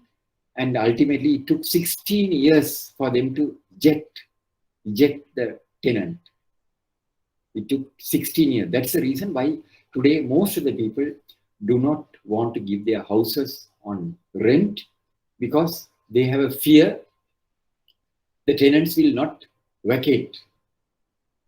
Even if there's a lease agreement, if they refuse to vacate, we can't do anything. So the occupancy of the building and the status of such occupancy should be ascertained. We'll have to find out who is occupying the property. And then we'll have to ask the tenant, the owner, who is occupying. Then he will say, I have given the house on rent to some party. Then we'll have to ask, what is your legal status? Have you got into a legally executed lease agreement? Then the customer says, yes, I have given it on a lease agreement. I have got a lease agreement signed. So if you come across such an agreement, then as a banker, as people who are interested in the property, because we are going to execute a mortgage, then we will want the tenant to execute a document called deed of postponement. What is a deed of postponement? The tenant signs an agreement. He gives consent to the bank, saying that in case of an eventuality, that means if the customer borrower has defaulted and the bank has to go for a parate action or whatever it is, the tenant says they will go for they are authorizing, they say the bank's mortgage will take priority over their lease agreement. So that is what is called deed of postponement. So the occupancy of the building is very important, because even though the process may take a long time, at least if we are taking a deed of postponement, at least if there's a lease agreement, we know at least we can seek the intervention of the courts. That is the reason today in Sri Lanka also we find there are a lot of houses, apartments closed. People don't, now I saw somewhere in the news item recently in India, in India, the Indian government has intervened, because they also have come across, there are several houses completed, several apartments, where the owners do not want to give it on rent, because they have a fear the tenant will not vacate. And even if you go for legal action, it will take a long time. So they are, due to overcome this, the Indian government, I read somewhere, they are going to pass In Parliament, they are going to bring in legislation in Parliament for separate courts to be established. Separate courts to be established in India, mainly to deal with these cases where judgment will be given within a maximum duration of 1 or 3 months. They will give the judgment. So that is in a way of, way of overcoming the difficulties the owners will have if they give the house on rent, and if the tenant doesn't leave. These will be tried in a special courts where judgments will be delivered within a period of 1 or 2 months. I read somewhere. So that is another advantage, because they find a lot of houses have been built, apartments have been built, purchased. As a result of that, there is a housing problem. Why people don't want to give it on rent? So that is the reason. Occupancy of the building, the valuer has to comment on the occupancy. Occupancy is very important. Any question on that? Any question on that? Occupancy? Any question? Is it clear to you all? Is it clear? Sir. Right. So any adverse comments should be deeply examined and action taken. Sometime in the valuation report, you may find valuer might make certain observations. So it is a responsibility of the banker to examine the valuation report and take appropriate action to eliminate those risks. What are the adverse comments? What are the adverse remarks, comments? Take for instance, for example, we'll examine 1 or 2 adverse comments. The valuer would have said this house is in a very bad state. The roof is in a very bad state. It's leaking all over. Because when I went on inspection, at that time, there was a heavy rain. I observed there were leaks all over because the roof is in a very bad state. Or it has not been color washed. For the last 10 or 15 years, they have not color washed this house, painted. Or I have observed chemicals have been stored in one of the rooms that will expose to this house, in case of a fire, because chemicals are stored. So I would strongly advise the chemicals should be removed and stored outside the house. Like that, there are certain observations which the valuer may make. So these are all these are the responsibility of the bank official to check it very carefully and take appropriate action. Then the property should be inspected annually to ensure there is no variance in the status. I explained to you all at the very outset of the session. We had to inspect annually. Immobile property annually. I have told you all why we have to examine the property annually. What is the reason we have to examine the property annually? Because the original status remain intact. Now, most of the banks, I know very well, most of the banks, in addition to the valuation, there is a stipulation, an independent credit officer also should carry out an inspection. Now, I don't know whether I told you, I can't remember whether I told you, because I have been conducting a lot of sessions. I conducted another session a couple of weeks back for a particular bank. I was conducting online session. So I don't know whether I have told you all. So just to share with you all, most of the banks, there is a stipulation, an independent credit officer also should carry out an inspection. What is the reason? Now, in the valuation report, we have told our valuers they have to incorporate clear images of the property, of the particular building, and also the environment. That should be incorporated in the valuation report. In one of the banks where I was attached to, we conducted a half-a-day seminar I am the person who conducted a half-a-day seminar for the valuers, for the bank valuers, and I have stipulated, I have given, there are about 20 stipulations. I told the valuer, you have to, in your valuation report, when you are preparing a valuation report, you have to confirm these 20 stipulations. One is occupation, like there's so many things. One of the stipulations I have mentioned, we have said, you have to incorporate images of the particular property. Colored images. Now, you taking a colored image and putting in the valuation report, it's not a luxury. It's not a difficult. You have a click of a button, you can put it. Because all are having smartphones. So when we mentioned that, one of the valuers got up and asked, I have a question. Now we are living in a high-tech era. We can technologically, the image could be manipulated and we can incorporate. I said, yes, you can manipulate the image, but the bank has a precaution. What is the precaution? Bank has one of the stipulation, an independent credit officer of the bank will also carry out an inspection, and he or she will confirm the accuracy of the valuation report. That means an officer, most of the banks are having this stipulation, not the branch manager, not the credit officer, an independent valuer, credit officer who is not connected to the particular credit facility will also carry out an inspection. Because when you say independent credit officer, he or she is biased. Why? Because they have no interest.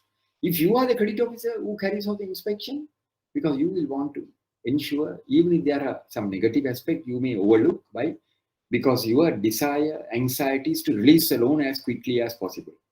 So therefore, you may overlook that. So therefore, the banks have an independent credit officer. He or she cannot be influenced. So they carry out the inspection and they will confirm the accuracy of the valuation report. So I can give you narrate another good story. In one of the banks where I was attached to, a valuation report was given by the valuer. The valuer has said, this is a very good property, upstairs house, located in an excellent location, supermarkets, major supermarkets, places of worship, schools, everything is in close proximity to the particular property. So therefore, based on all these considerations, I have given the valuation. Then this is a true story. When the independent credit officer carries out the inspection, because he or she also will want to score a point, because to impress their management, he is going with a negative mind. He wants to find out something he wants to find out, because he's an independent credit officer. So when this is a true story. When the independent credit officer carried out an inspection, he has gone to the particular location. He went upstairs. He found the upstairs in the particular house, that upstairs the windows were closed. Nice curtains. It was closed. So he was very inquisitive. So he has asked the owner, can you open the window? So the owner has opened the window. So then he has observed from the window of that particular house, which has been offered as security to the bank, he was able to see the hospital of a particular house. I think it is Immobile Hospital. So from the location, he was able to see the Immobile Hospital. Not only the hospital, the hospital's mortuary, the morgue, where the dead bodies are stored. He was able to see from the balcony of this particular house, the window, he saw there were 2 or 3 hearses being parked and bodies are being loaded. So this is a daily occurrence. According to you, this is a positive aspect or a negative aspect? Negative. Yeah, Negative. it's a negative Negative aspect. It's a negative aspect. which the valuer has suppressed. The branch manager has suppressed. The credit officer has not observed. But this particular credit officer, or the independent officer, because he wanted to go deep into the matter, opened the window. So he has to be, then it was observed that this negative aspect has been suppressed by the valuer. Because supposing if you want to sell the house, a prospective buyer will want to open the window, and who will want to buy a house where daily you are seeing the what do you call the hospitals, the mortuaries in close proximity to your house. Daily you are seeing bodies. Who will buy the property? You will not buy the property. So this is a negative aspect. So I want to tell you all, just because there is a negative aspect, we cannot refuse.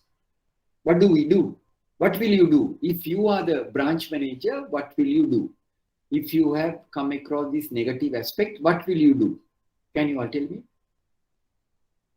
What will you do? You will tell the customer, we can't take this property as security. What will you do? According to you? Will you tell, no, Peter, we can't take this property as security? Why? Why say you can't take? No, because this hospital, we can't, mortuary is visible. So therefore, we can't take care. What will you do? What will you do? If you are the credit officer, if you are the branch manager, what will you do? Reduce the value? Very good. Very good. You will review the value. Very good. Excellent answer. You will review the value. You will ask, go back to the valuer and tell the bank valuer, you have suppressed this information, negative aspects. Why you have suppressed it? You will, as you correctly said, you will ask the valuer, please do a review. Revalue the property. Revalue the property. Revalue the property. Then the valuer will revalue the property, and he will say, supposing if he had given the valuation 15 million, by not divulging this, if he has given the value as 15 million, he will have to revalue the property, and he will have to say in his valuation report, the Kalabovila Hospital mortuary is in close proximity. This is a negative aspect. Because of this, even though the property value at this location is this, I have, due to this negative aspect, I have revalued, I have, after taking the negative aspect into consideration, I have given the value as 11 million, as an example, as a level. So then you will know, even though there is a negative, we don't see just because there are, this you can't take. Now, if you go to General Hospital, General Cemetery facing the Roman Catholic section cemetery, you find there are several houses. There are several houses. So, so even though there are negative aspects, we may be able to sell it, not at the original amount, not at the prevailing rate, market price, at a reduced rate. Why? Because of this negative aspect. So there are certain negative aspects which you may come across.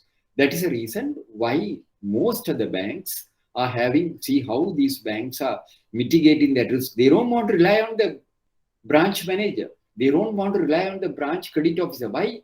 Because you are operating in a target-oriented environment. So therefore, you will be biased. Why? You want to achieve the target. You want to achieve the target. So therefore, you may blindly, or you may be blind to the negative aspect. Because of that, the bankers are having they have gone additional step in having an independent credit officer to examine the particular property. Is it clear to you all? Is it clear? Is it clear? Yes, sir. Right. Yes, sir. Right. So now we will have a short adjournment. We will adjourn for tea. I know you all are following from the comfort of your residences. Now the time is 10:35. What time shall we meet after tea? 10:35. 10:50 shall we meet? 10:50? 10:50? Okay, sir. Right. Okay, sir. Yeah, 10:50 or 10:50 we will meet. Sharp at 10:50 we will meet. Thank you. Right now, just before we adjourned, I was touching on the importance of valuation. Is there any questions from up to now from any of the areas which I have covered? Any questions? Any concerns you all have? Sir, is it about the COC? Yes. So let's say someone has taken COC according to the whatever building plan they have given. Yes. But when we are going for the inspection and we see such a differentiation from that building plan, Yes. can we take retake COC, sir? No, that means what you are saying is after the COC was issued, they have done some changes. Yes, that's right, sir.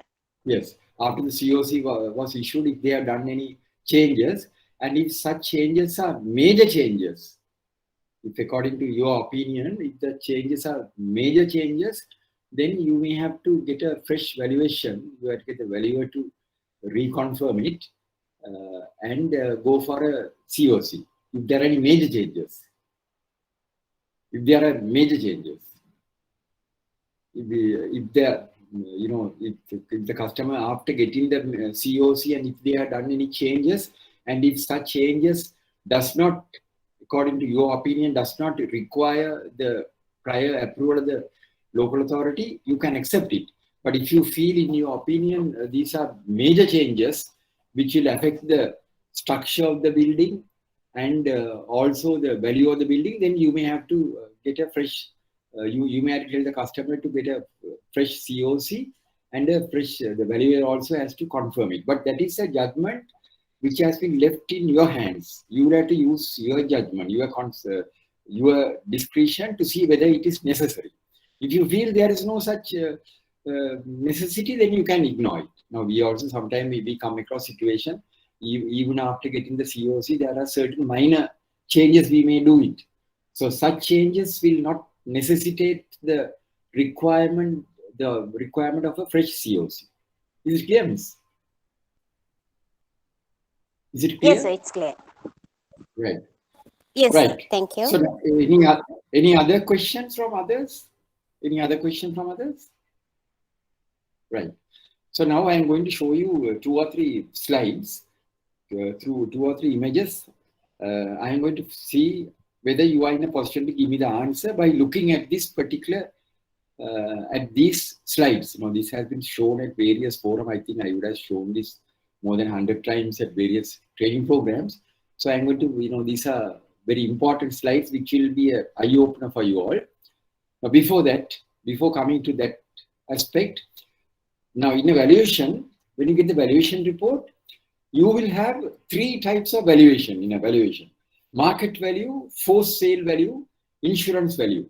Can you all tell me now, when you get a valuation report, as I told you all, not only the Immobile, the title report, you are required, it is mandated by the bank to you to read the valuation report. That is also very important, valuation report, because valuation report is the major component which will determine that your security is safe, apart from the title.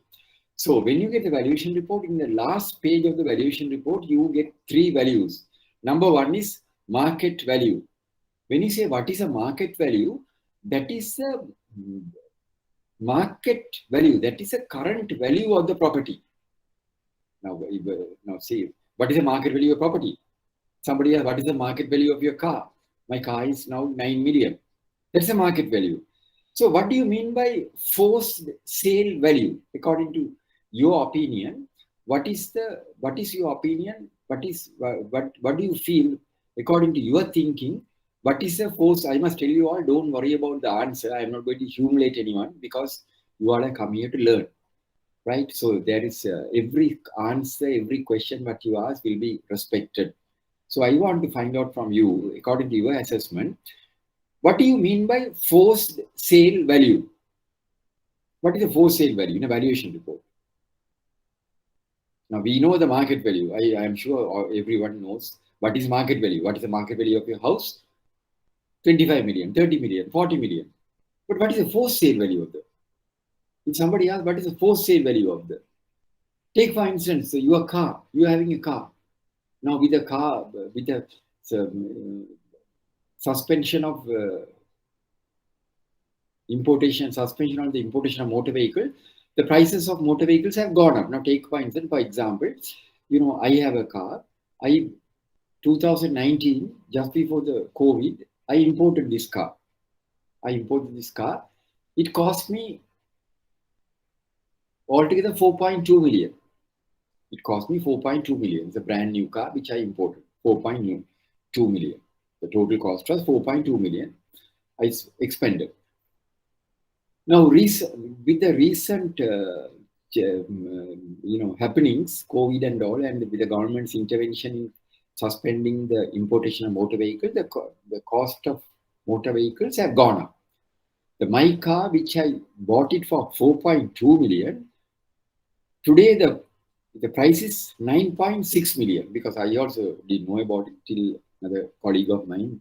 He saw in the paper somebody advertised, so he sent me the WhatsApp. He sent me the image and said, "It's your car now. You can sell it for 9.6 million."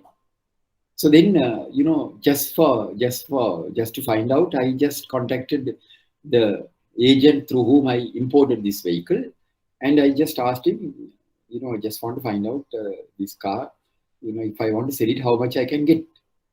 So then I told him, now, somebody has told that this is 9.6 million. So he told me, sir, you can't get, that may be the price, but you can't get 9.6 million. But if you want, sir, now I can get you a buyer now itself for 8 million. He told me. I didn't want to sell it. I just for the fun of it, I just inquired. So he said, sir, if you want today itself, I can get you a buyer for 8 million, because a particular lady doctor has told him that she is on the lookout for a similar vehicle. So if you want to sell it, sir, today itself I can get you 8 million. But my advice is, don't sell it. If you sell it, you will not be able to buy a car. So when you take this particular example, market value is 9.6 million. What is the forced sale value? 8 million. 8 million. That is what is called forced sale value. Why? Because here they have advertised for 9.6 million, which they say that is based on the market value. And forced sale value is the value at which we could sell without any difficulty. Without any difficulty. That is a value which is known as forced sale value. Now, for instance, if tomorrow the government announces in the vehicle importation ban has been lifted, the importation of the importation imposed on the vehicle has been lifted with effect from midnight today. Vehicle prices will drop. Overnight, the prices will drop. Why? Because Sri Lanka will be flooded with all the latest brand new vehicles, everything. So there won't be any demand for this. So this is the best time for you to sell the vehicle, but not the best time to buy the vehicle. If you want to sell the vehicle and be without a vehicle, you can sell it. But if you want to sell and buy a vehicle, that importer told me, sir, this is not the time. I won't advise you to sell the vehicle because you will not be able to buy a vehicle. So when you say, now this I just gave an example, market value is a value of the property, current market value, but you can't sell it. You can say that is a market value.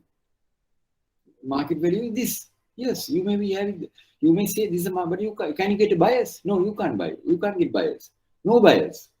But if it is forced sale value, without any difficulty, you can, over the counter, you can sell the property. That is what is called forced sale value. So if you are assessing a credit facility, what is the value you will take into consideration in determining the margin requirement of your facility? Forced sale value. Values. Very good. You will always take the forced sale value. The approving authority will always take the forced sale value. Let me tell you all, for your information, there are on many occasions we have come across situations. Sometimes the forced sale value is not adequate to cover our margin. There are instances, numerous instances we have come across. Bank's credit policy says forced sale value, but when you take the forced sale value, it is not adequate for us to secure the facility unless we take the market value. But we can't take the market value because our credit policy stipulates you have to take only the forced sale value.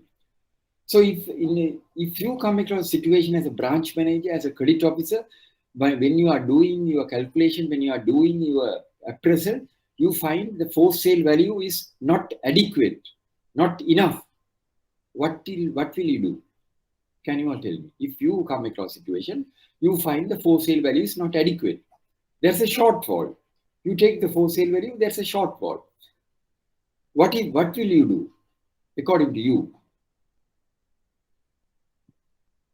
If you come across a situation where you find the forced sale value is not enough, that's a shortfall. What will you do according to you? But according to you all, if you are the branch manager, what will you do? You want to give the loan, but when you take the forced sale value, we have done that. Forced sale value is not enough. What will you do? You will ask the customer to bring alternate security, or what will you do? Any guesses? Consider insurance value. No, miss. Insurance value you can't consider. Insurance value is a different value. When you say insurance value is the value of the building. Now, for instance, if you come across a property where the land value is, say, 20 million, land value, right? Land value is 20 million. Then there's a building in that property. Supposing if some calamity occurs and the building is damaged, to rebuild that building, you have to spend 10 million. So that is what is known as, categorized as insurance value. Insurance value is the value of the building. Supposing if you come across a situation where there is a bare land, there is no building. There is a bare land where there is no building. What will be the insurance value according to you? There's a bare land, no building. What will be the insurance value? Zero. Zero. Why? Because there is no building. So insurance value, remember, insurance value is the value of the building. So the value, supposing if it's an old building, even though there's a building, value sometimes says insurance value is zero. Why? Because that building has no value. It's in a very bad state.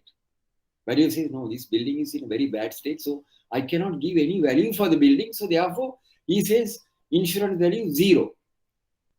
So normally, if the land, bare land, insurance value will be zero. Even if there is an old building which has no value, building old, 50 years old building, 60 years old building, 70, 100 years old building, value say zero. Insurance value is zero. So insurance value, when we say, it is a value, it's the amount what you have to expend to rebuild the construction in case of an eventuality due to natural or man-made calamity which may occur, which may be beyond the control of the banker. But if that particular building has no value, value is zero. So now coming back to the first question, if the forced sale value is not enough, your credit policy says you have to take the forced sale value. It's not enough. You are doing your appraisal. You want to help the customer, very good customer. But when you are doing the credit proposal facility, when you are preparing the facility, you find forced sale value is not enough. What will you do? Now, this is a major constraint for you because you want to give this facility. Forced sale value is not enough. So you can't influence the value, you can't tell the value. So value says, you can't, that is not the response of the banker. We cannot tell the value, we can't do that because value has given the valuation. So we can't influence the valuer, that you have to take an independent decision to overcome this. How will you overcome this particular issue if you are the branch manager? Consider the BOQ. Not the BOQ, miss. Here, this is BOQ, will consider BOQ. That is, if there is a building, but here the forced sale value is the overall value of this thing. not the building. No, you are correct. We'll consider the BOQ, but the building. But here the land value, everything is taken into consideration. The final value, market value is say 20 million. Say for sale value is 18 million. Insurance value is 0 because there's a bare land. We'll take it like that. Insurance value, there's no insurance value because it's a bare land. Market value is, say market value is 22 million. Market value of the land is 22 million. For sale value is 18 million. So you, when you are doing it, you find it is not enough for you. How will you overcome this? You just forget the fact that you are a banker. Just as I said, according to your general assessment, how will you overcome this situation? You want to give this loan. You want to give, sorry? Consider the market value. Yes, excellent. Very good. That's the answer. You will request the approving authority to consider the market value. I wanted you all to come out with the answer. Excellent. That is you will make a request. We have done that. You will make a request to the approving authority in your credit paper. The for sale value is not enough.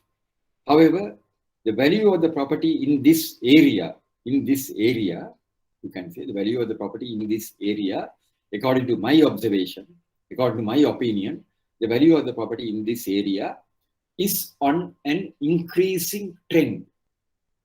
Values go by day, value will go up. So you are making a request. So therefore, we kindly appeal or request you to consider the market value into consideration, and you put the paper. So the approving authority will approve it. Approving authority will approve it. Sometimes if they have a doubt, sometimes they may want to.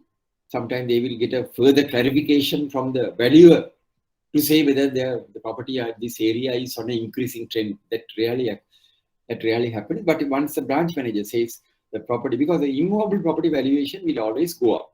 So exceptional circumstances I am giving you as a guideline. Whenever you come across a situation where you find the for sale value is, because most of the cases, for sale value is not enough. For sale value is not enough.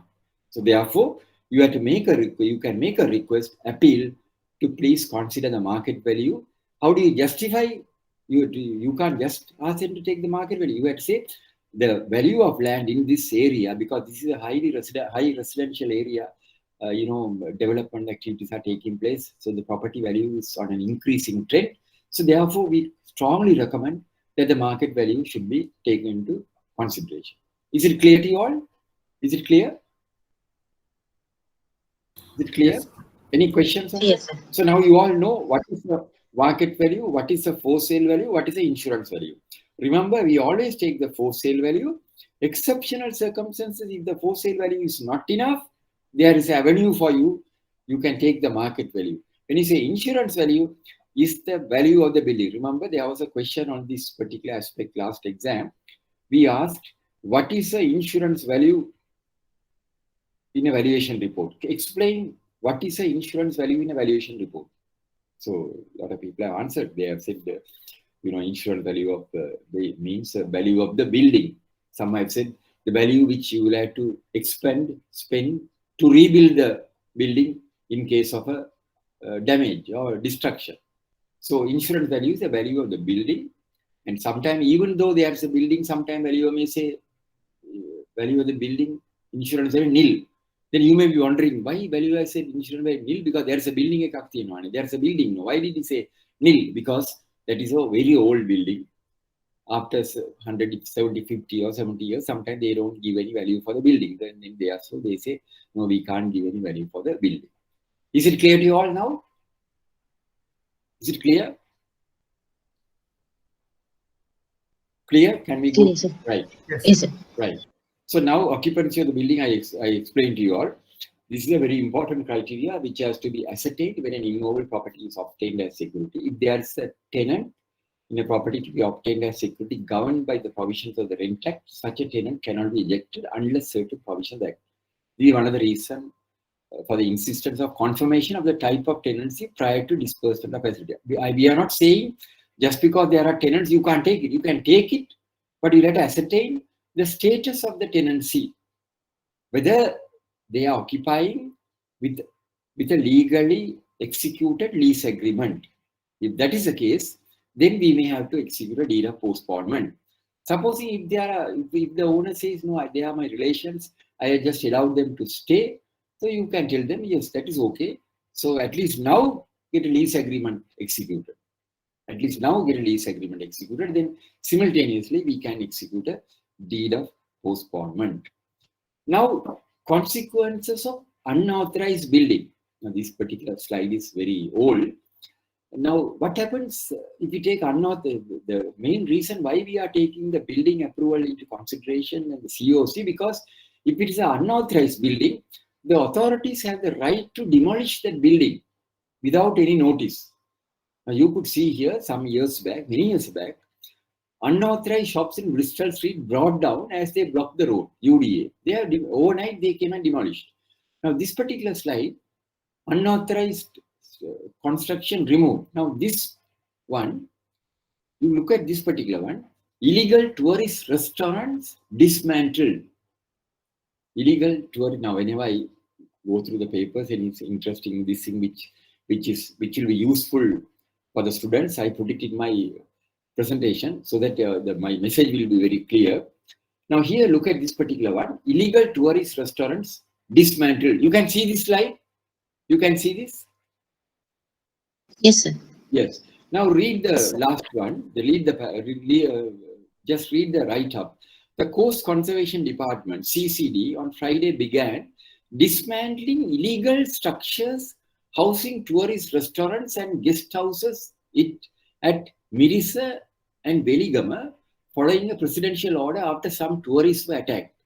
Seen here are structures being razed to the ground because in this particular restaurant, some tourists were attacked.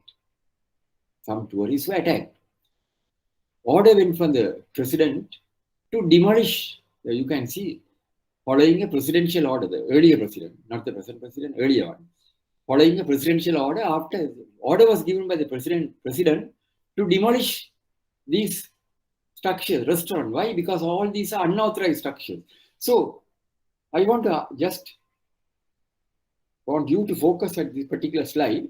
Ask yourself, supposing if you have given a loan to this particular restaurant to put a restaurant without taking into consideration of the availability of the building plan and the COC, overnight, your security, the value of your security will drop to the value of land. Well, let us assume you have put up a restaurant, building 10 million, land only 4 million. But 10 million, he has put up a restaurant. But he has not got a plan approved, he has not got a COC. But you have not asked for those two documents, you have just given the loan, mortgage. Land is there. But later, when this problem cropped up, they have learned whether it is authorized structure. They have said, no, it's not, it's an unauthorized structure. Order went, demolish it immediately. It was demolished. So this is the reason why we have to insist on the building plan, approved plan, and COC. If these are not given, you will take only the land value into consideration. You are not worried. If the building is damaged or demolished or somebody comes and attacks, you are not worried. Why? Whatever happens, I have the land. Is it clear to you all? Is it clear? Yes, sir. Right. Now look at this particular slide. Can you all tell me where is this property? Looking at this particular slide. Upcountry. Upcountry, where about? Candy. Yes, very good. Kandy. Now what happened here? Now Kandy, this particular property, the tragedy in Kandy, reasons of collapse. NBRO officials, after investigating the incident, said the soil layer was unable to bear the weight of the 5-story building, which eventually resulted in the collapse of the building. The National Building Research Organization said the 5-story building which came and collapsed in a Buavelikada, Kandy, was built blocking a valley path. Officials of the Geological and Mines Bureau confirmed the cause of the collapse was not due to a tremor. Senior professor of the University of Peradeniya stated the tragedy could have been averted. if the foundation was based on the solid layer of the rock below the surface. He stated the building was constructed in a manner in which the earth's surface cannot bear the weight of the building. Now look at this particular slide. 5-story building collapsed on hotel burying couple baby. These people were occupying the adjoining house. Innocent, they were fast asleep. The building collapsed on their particular house. No fault of theirs. So now, how did this occur? Later on, it was revealed. These people have got the owners have got a approval to put up a 3-story building. I saw somewhere the owners have got approval to put up a 3-story building, and they have gone and put up a 5-story building. In fact, I also wrote to the newspapers. It was published. My article was published in the Daily Mirror 1 week after the collapse of this, after this disaster. I wrote an article to the paper. It was published. I think I have it here. I said, if this calamity, this tragedy could have been averted if the particular local authorities have done a follow-up inspection and insisted on the COC. And I have said all local authorities should follow up and ensure there is a follow-up mechanism and ensure that the COC is obtained for all buildings. Now that doesn't happen. Now we know very well almost all the local authorities, they never do a follow-up inspection to issue a COC. When will they when will they do a follow-up inspection? If you want a COC, if you go to them and say, I want a COC, then they will carry out an inspection. Or if the bank where you are taking the loan insists on a COC, then they will carry out an inspection and issue. Otherwise, they don't follow up. They don't follow up. Plan is issued, that is the end of the story. Here, in this case, after the issuance of the plan, if they have come and inspected and checked the construction, this tragedy would have been averted. Because according to so many news items, one news item said they have got approval to put up a 3-story building, but they are going to put up a 5-story building. So this is the reason why we have to insist on the COC. Is it clear to you all? Any questions? Any questions? Any questions on valuation? No, sir. Right. So now look at the final determination. Market value means the current market value of the asset. That's the market value. Remember, just because you had the market value, you can't sell that property for that. Now, I know there is another house closer to our area. These people also migrated. So it's an upstairs house. And before they migrated, they have a very big land. And the gentleman told me, we want to sell our house. If you come across any people, please let me know. So I asked, how much? He said, I am expecting 90 million. 9-0. Then I asked, 90 million? He said, yes, because that's the market price. But ultimately, they have sold it. You know for how much they sold it? They sold it for 45 million, where they have migrated to Australia. They sold it for 45 million. Why? Because there were no buyers. But that was a market value. They have got a valuation also for that. Value asset market value.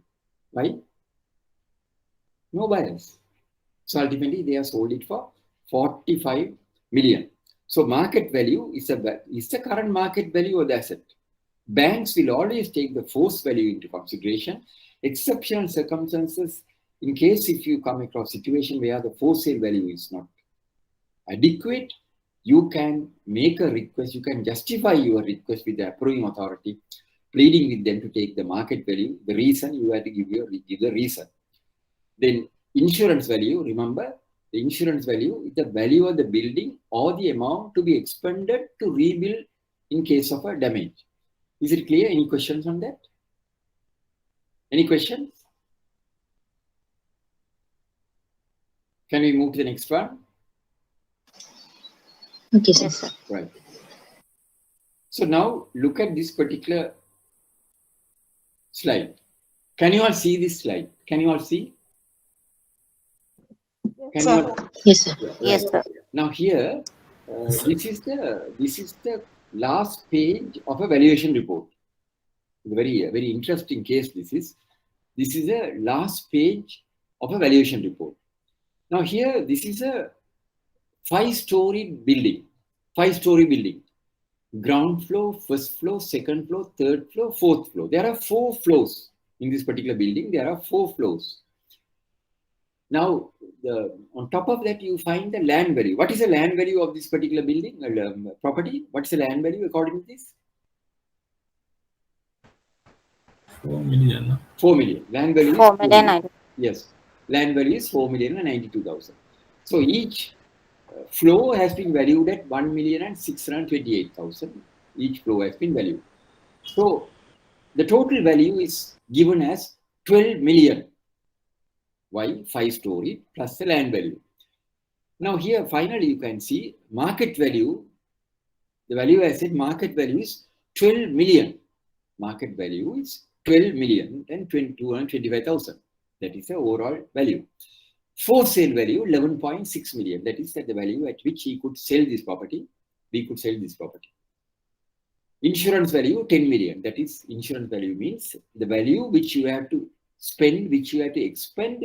If you have to rebuild the entire construction, you have to spend 10 million. That's what he has said, insurance value. Now, currently they have got an insurance value of 8 million. Value has recommended to increase it to 10 million because when you say insurance value, the value which the customer may have to spend in case if there's a damage, if somebody comes and attacks the building, if there's a fire or something, 10 million. So this is the value, the market value 12 million, 11.6 is the for sale value, insurance value 10 million. So here, what happened was, when we got the valuation, everything,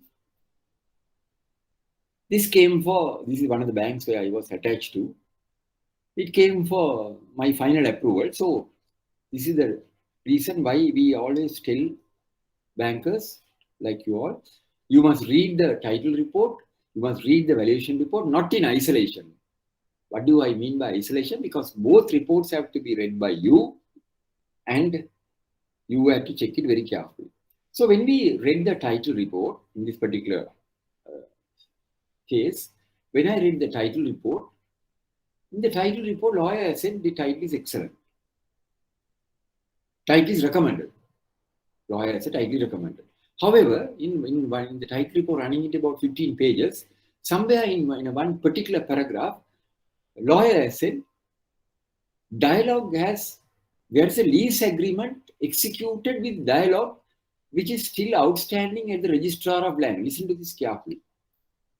The lawyer said, there is a lease agreement executed with dialogue that is still reflecting in the registers of the land registry. Land registry, when you check the property, it's a perfect property, no encumbrances, nothing, but there is a lease agreement registered in the land registry. Customer entered into a lease agreement with dialogue. So when I saw that, I was a bit concerned. Then I immediately called the particular officers who were dealing with this, who were appraising this. I asked them, did you all read the valuation report? They said, yes, sir. We read the valuation report. And I asked, did you all read the title report? They said, yes, sir. So did you all observe it? They said, no, sir, everything is perfect. They said, this is a true story. Then I asked them, are you sure? They said, yes, sir, we read everything is perfect. Two officers. Then I showed them the paragraph where the legal officer said there is a lease agreement entered with dialogue which is reflecting at the land registry. So when I showed that, they immediately looked up and said, they were scratching their heads and said, so we have missed that. I said, how did you all miss it? How did you all miss it? It's very clearly stated here in one of the paragraphs. Lawyer stated, but you all have missed that. Means you all have not read the title report in full. So they had no answer. They just looked at me, looked down. So I said, no, see now, because I had the patience to read. You all didn't have the patience to read, but now see, there's a lease agreement with dialogue. So how can we take this property as security? Then immediately, I contacted this outstation branch. I contacted the branch manager. I contacted the branch manager and I asked the branch manager, you know, this particular facility, I want to find out, do they have any showroom or any outlet in this particular building? Then the manager said, no, sir, Dialogue has nothing to do with Dialogue. Are you sure? I asked the manager. Manager said, yes. Then I said, no, but the legal officer has said there is a lease agreement with Dialogue. Then the manager said, no, sir, you know, I am 100% sure Dialogue has nothing to do with this. Because this particular property is just opposite my branch, virtually, more or less, just opposite the branch, few blocks away. And every day I am passing that place and coming. Manager was telling. So I had never seen any Dialogue board or anything. So Dialogue has nothing to do with this. Then I told the branch manager, but you know, I don't think lawyers will make a mistake. Otherwise, lawyer won't make a mistake. But the manager went to the extent of even telling me, I'm sure a lawyer may have made a typographical error, typing error. So I said, okay, you just first ask this customer whether he has anything to do with Dialogue. Just ask and see. You just ask and see. But he was telling me, no, sir, I don't think. Never mind, you just ask. You just ask the customer whether they have anything to do with Dialogue. Then manager said, okay, sir, I will. Then he has spoken to the customer. This is the result. What is this? This was captured by me from my mobile. This was captured by me from my mobile. Because I went to the site after subsequently.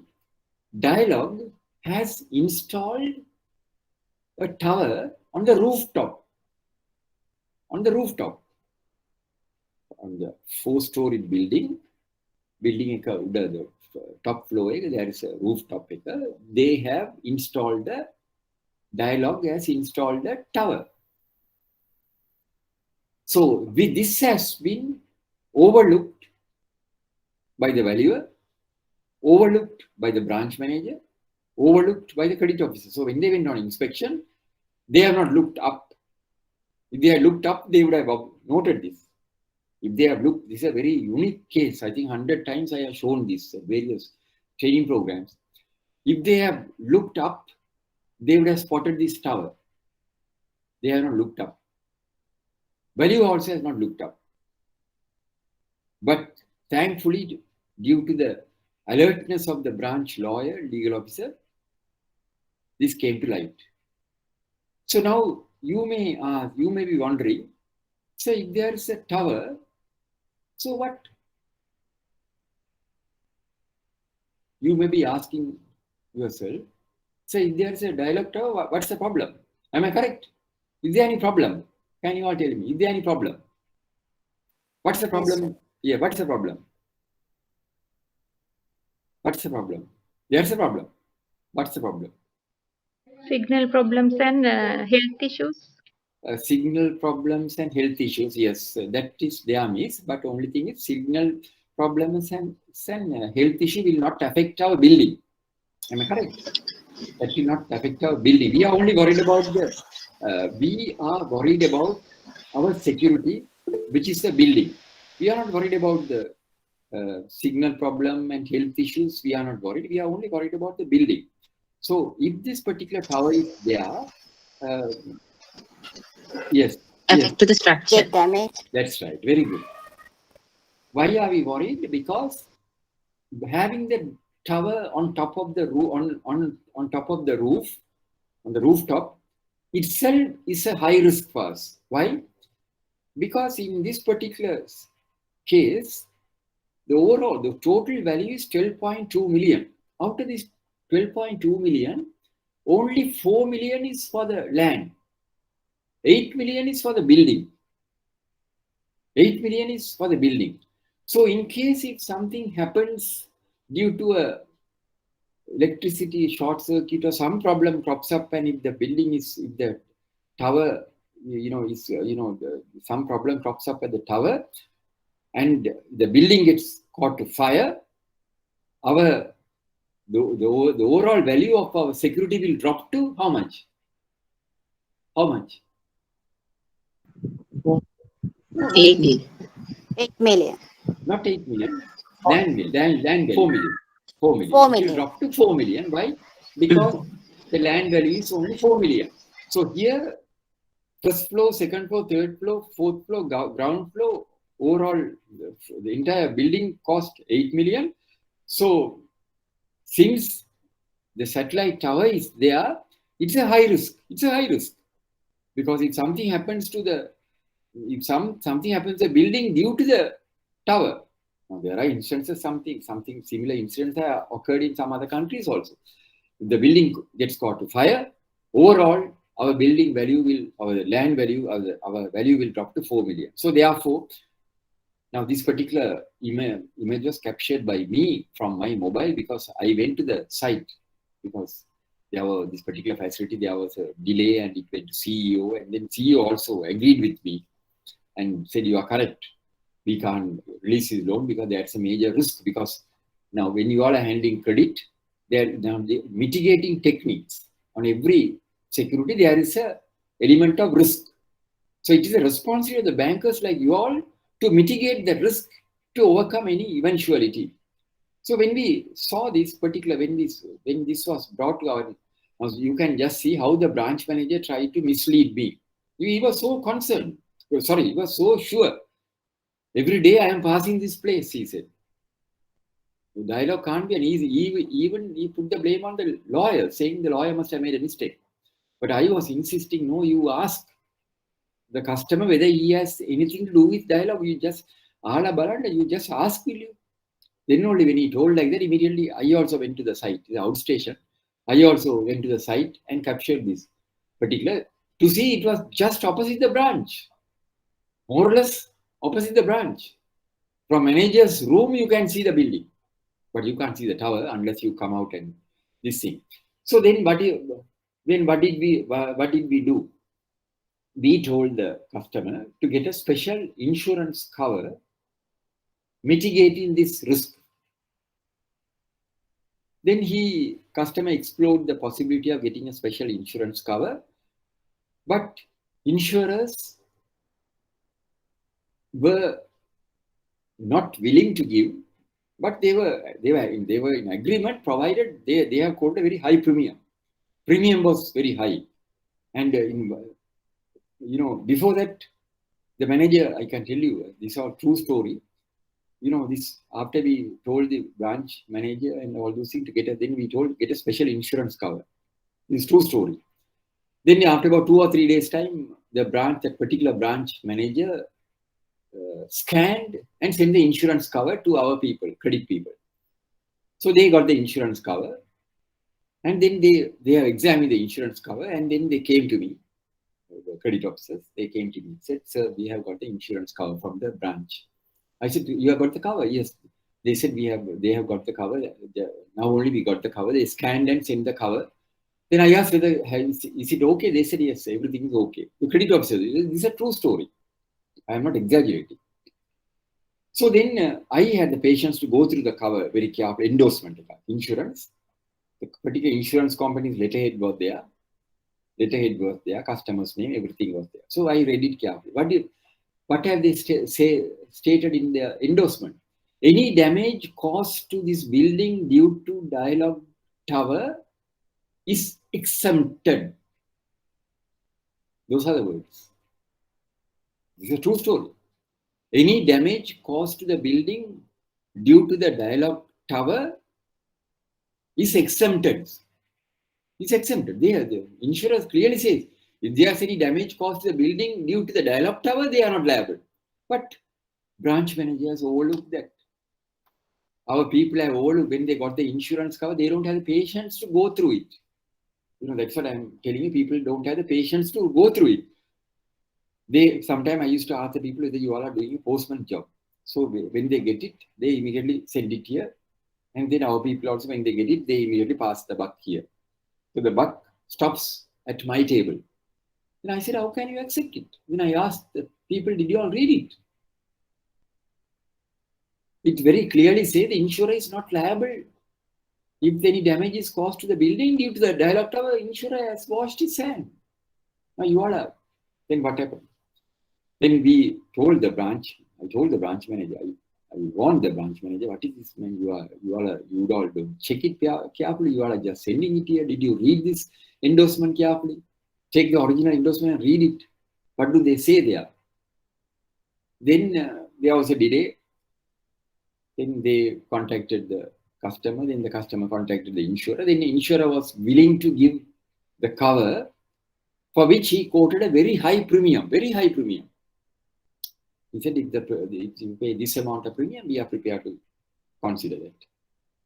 For which the customer was not willing in the sense he was reluctant to pay the premium because the premium was very high, very heavy premium. So he was a bit reluctant.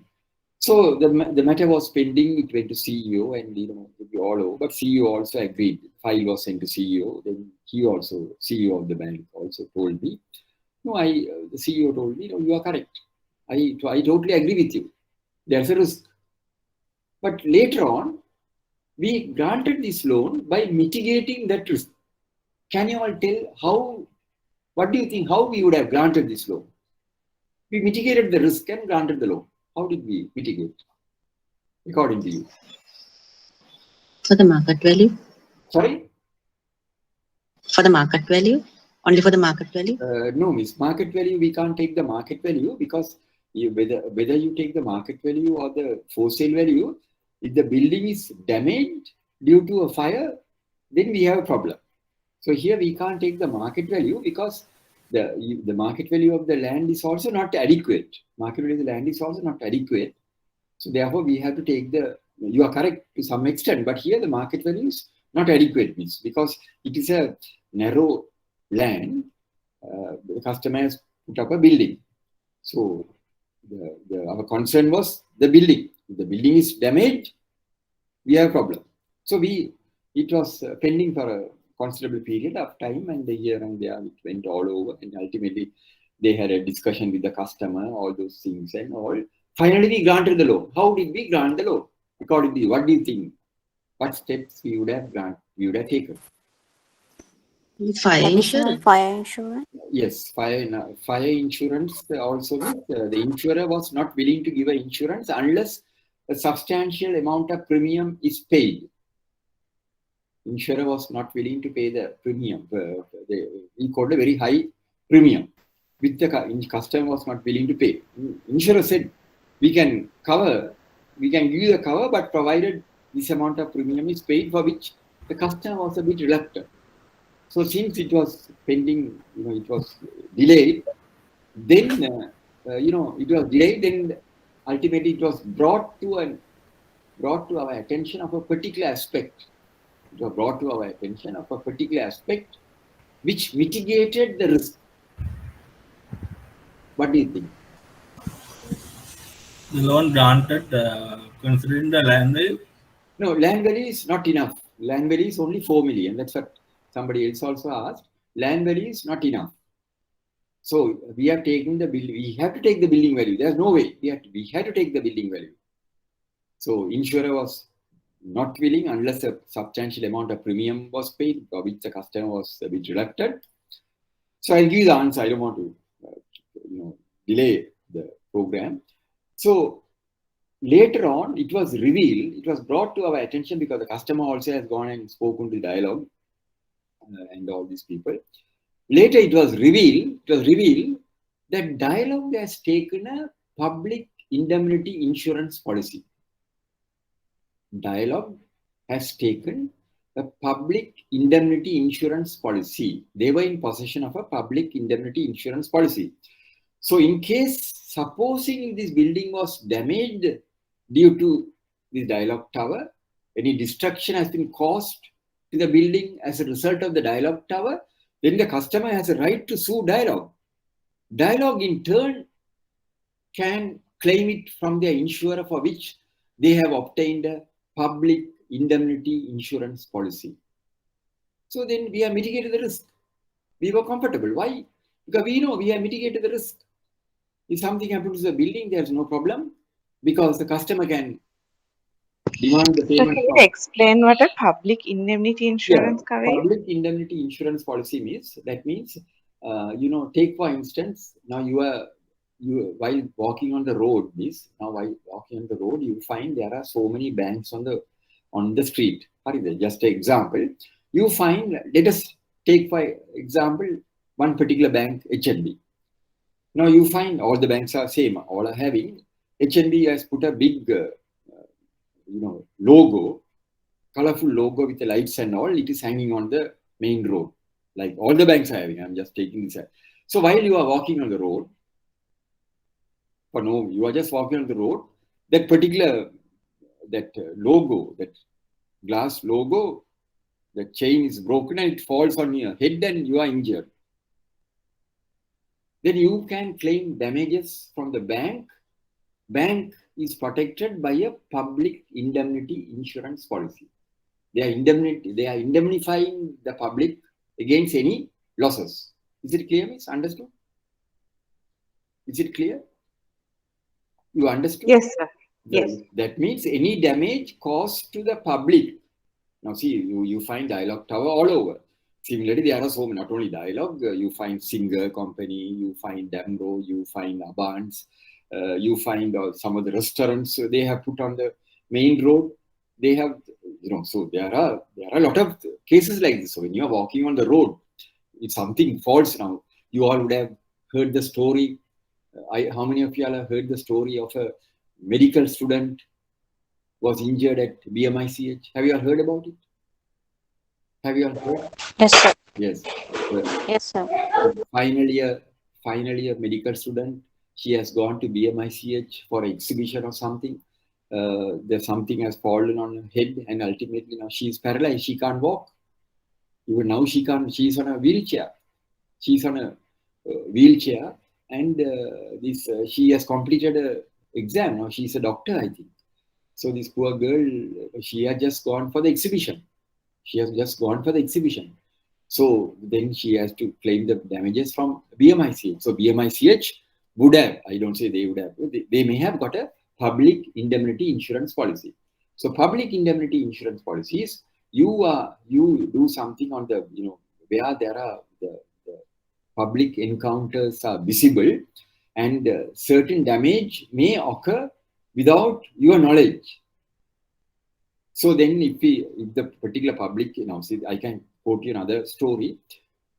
In one of the five-star hotels, when they had I don't want to name the hotel, when they had a conference, in one of the leading five-star hotels in Colombo, when they had a conference, engineers conference or something, architect conference, all of a sudden the chandelier broke and fell on a particular gentleman and he lost the vision on his one eye, he lost the vision. Why? The chandelier, big chandelier, five-star hotel. So I know the case. So then ultimately what happened? He has to claim the damages from the hotel. The hotel in turn, they had to claim the damages from the insurer because they were in possession of a public indemnity insurance policy. But here also, it's a similar case like that. Here, now see how far Dialog has gone. Nobody, see, you would have seen Dialog towers all over, not only Dialog, mobile tower, they have all over, they have put these towers. So they have been cautious. They know if something happens.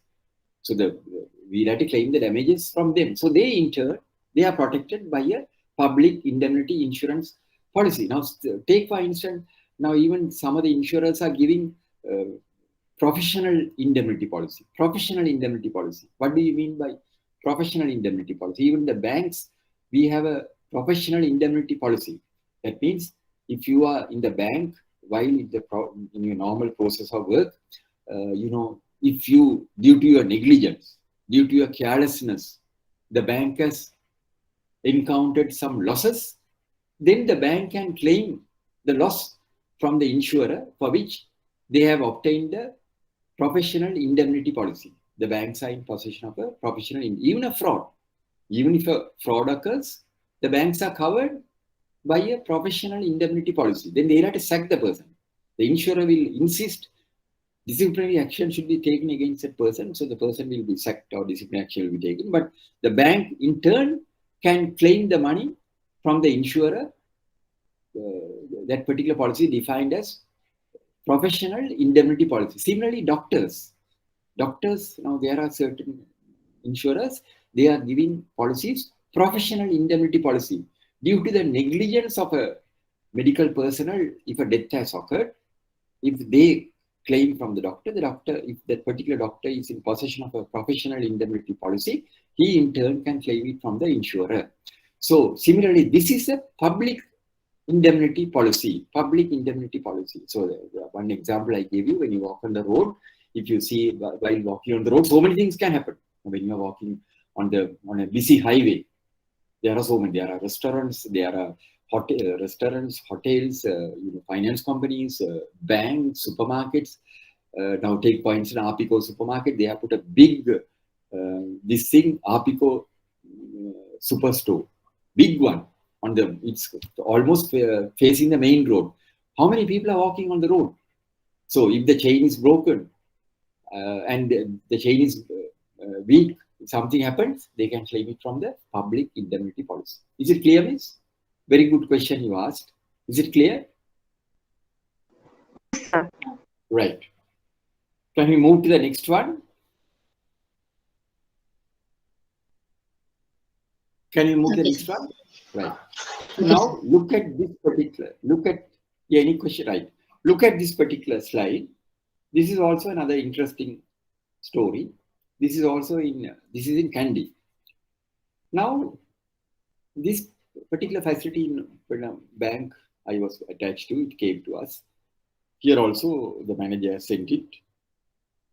Credit people have gone through it. But here, when you look at this particular property, according to you, is there any value for this particular building? According to you, is there any value for this building?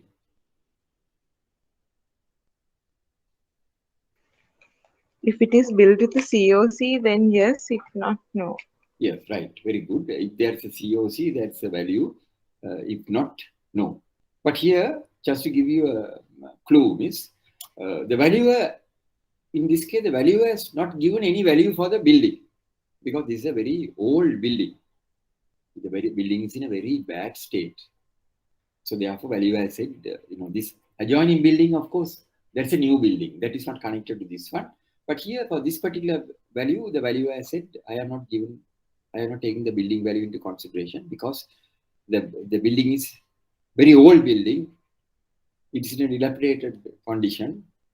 So therefore, I have taken only the land into consideration. The land is situated 2 kilometers away from the Kandy municipal limits. Places of major worship denominations, schools, everything is in very close proximity to the building. So therefore, I have given the value of the land as this building. I have not given any value for the building. It came to us. People have gone through it. Credit people, manager from the Kandy branch has gone through it. Came to us. Our people have gone through it.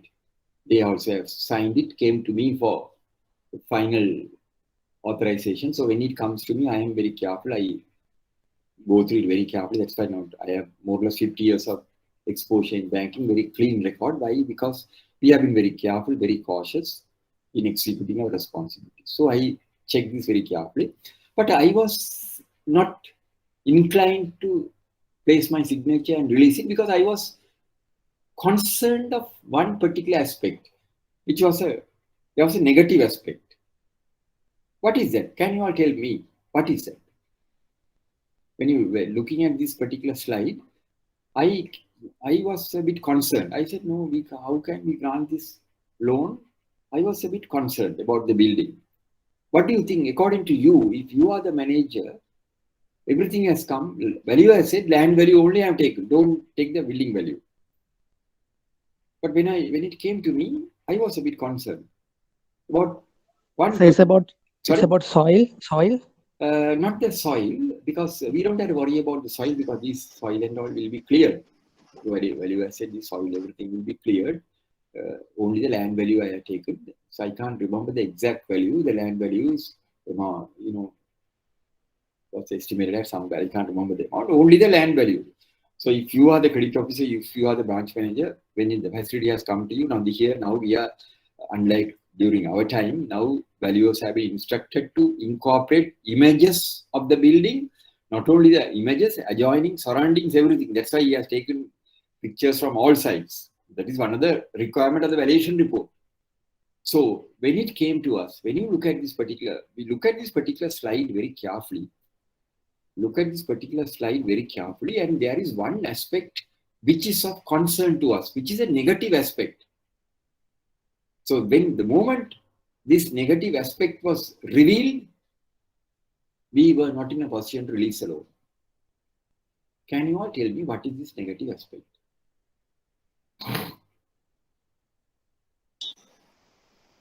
The land is a deep slope. No, don't worry about the land. You are correct. The land is, there are so many other participants said soil and all. But don't worry about Electricity post, that is yeah, that. electricity post also. A lot of people have in my program. A lot of people have come out with that answer, electricity post. But that is a problem. That won't be a major problem, is because that is always we can get hold of electricity department and we can relocate it. That's not a problem. Road? Sorry. Access the road? No, Road of that's access? all not a problem. Electricity light post is not a problem, because you can always tell the electricity board, they will come and relocate it. Then access is also not a problem. Then in one of the training programs, when I conducted this, like you all, one lady, physical session, she gave a answer which even I didn't think about it. She said, sir, if you had to demolish this particular building, you had to spend about another 1.5 or 2 million. And to clear all those things, that will cost another 2 million. That she was correct. So if you had to demolish this building, even I didn't think about it. I was not thinking about that aspect. But she told me, that girl told me, so to demolish this building, you will have to spend about 2 million, because it's a big building, and to remove everything. So that is also another aspect, because when we are, even though we are taking the land value, the value has to touch on that aspect also. How much we had to expend if we had to flatten the property, if we had to demolish this building, remove all the soil, that also. But that is not what I...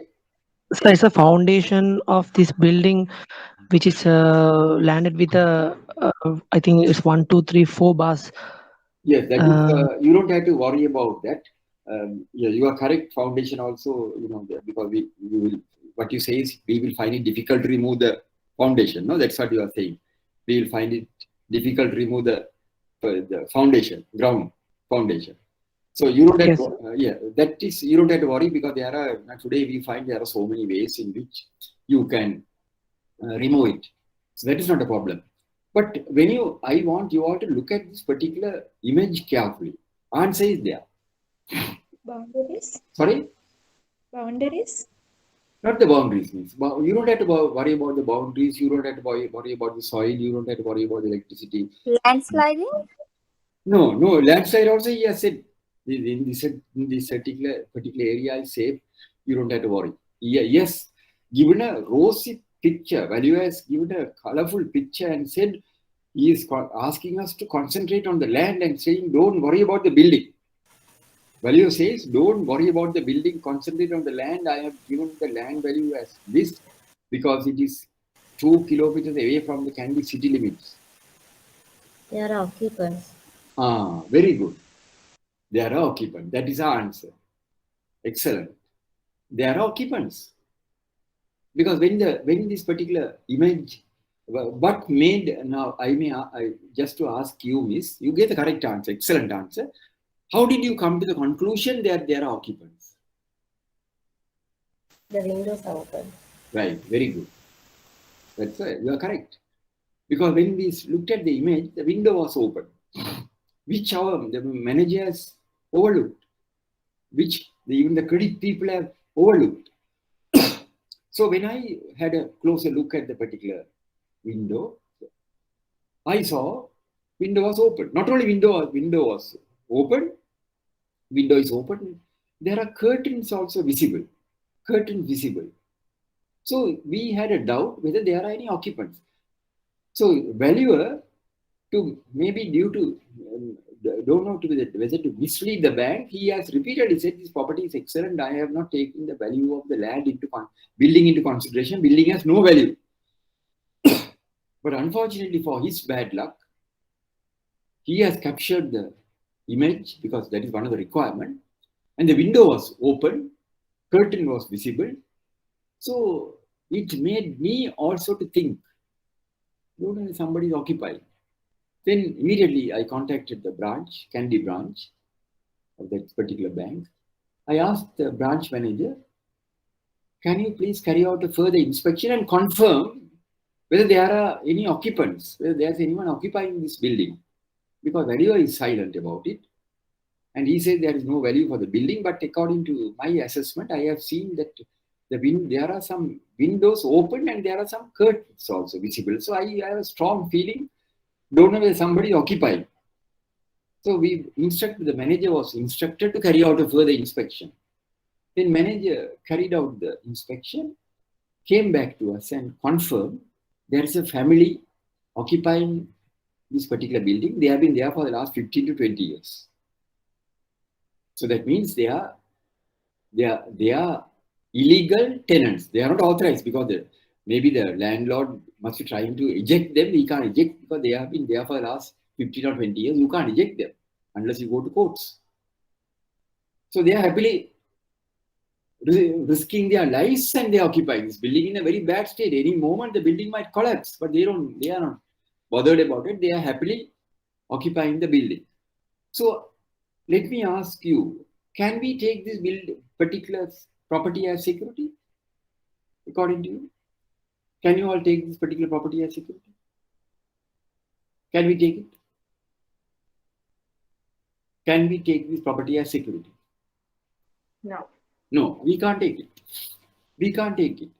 If at all we are to take this property as security, there are two aspects which we have to do. What are they? If we have to take this property as security. Land only? But, yes. No, even land you can't take it, miss, because you can't eject these people. You can't take the land also because you can't sell this land unless you eject these people. You can't eject them because they are illegal occupant. But in case if you want to take this particular property as security, there are two things which you have to comply. We have discussed this. What are they? Deed of postponement. Right, excellent. You have to do a you have to execute a lease agreement and a deed of postponement.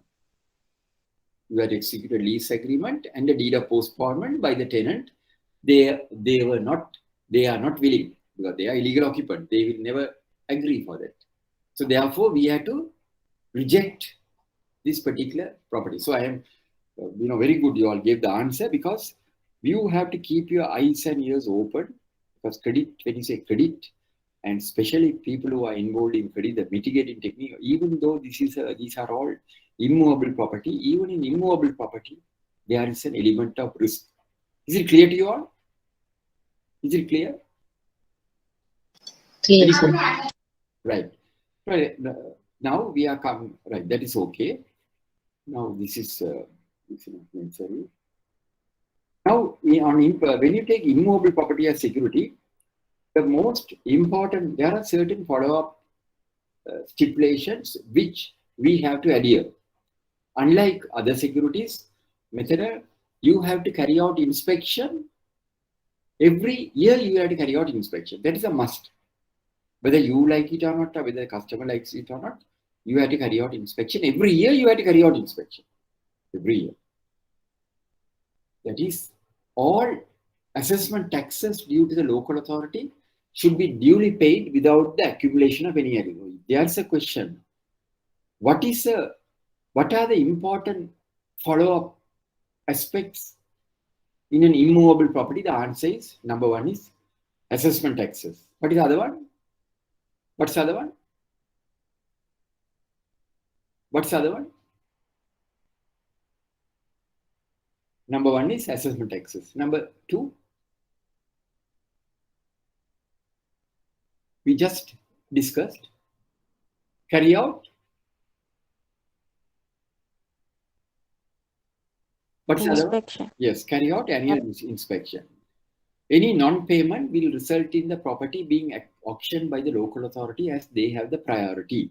So even though you are taking the immobile property as security, remember, you should have a stipulation to ensure that you carry out the you have a monetary mechanism to ensure that the assessment taxes due to the local authority is paid on the due date. If you may come across in certain areas, assessment taxes are not, the payment is not a requirement. So if that is the case, then they had to produce a letter from the relevant local authority, town council or Pradesh Sabha, saying that payment assessment taxes is not a necessity here in this area because we have not assessed. So this is the important stipulation. Local authorities time to time give intimation of their intention to auction certain properties for non-payment of taxes. Periodical valuation inspection. Periodical valuation is not necessary. Valuation inspection should be done by the bank officers, not the valuer, unless of course some problem crops up. It is not necessary for you to get a valuation every year, otherwise that will cost the bank, the customer. So inspection by a credit officer or a branch manager is sufficient, adequate. Building insurance, if there's a building with substantial value. Is it clear to you all? Is it clear? Any questions on this? Any questions? Any questions? Can we move to the next one?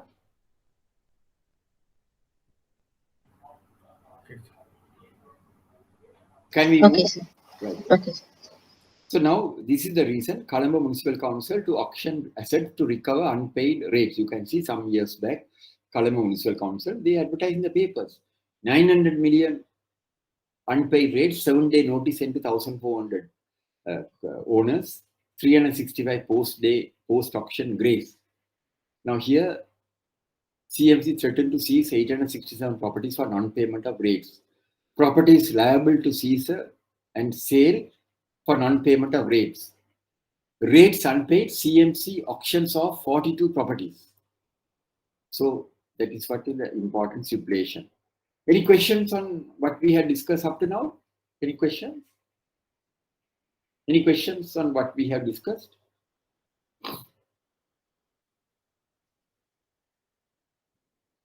Right. Can we move to the next one? Can we move to the next one? Okay, sir. Right.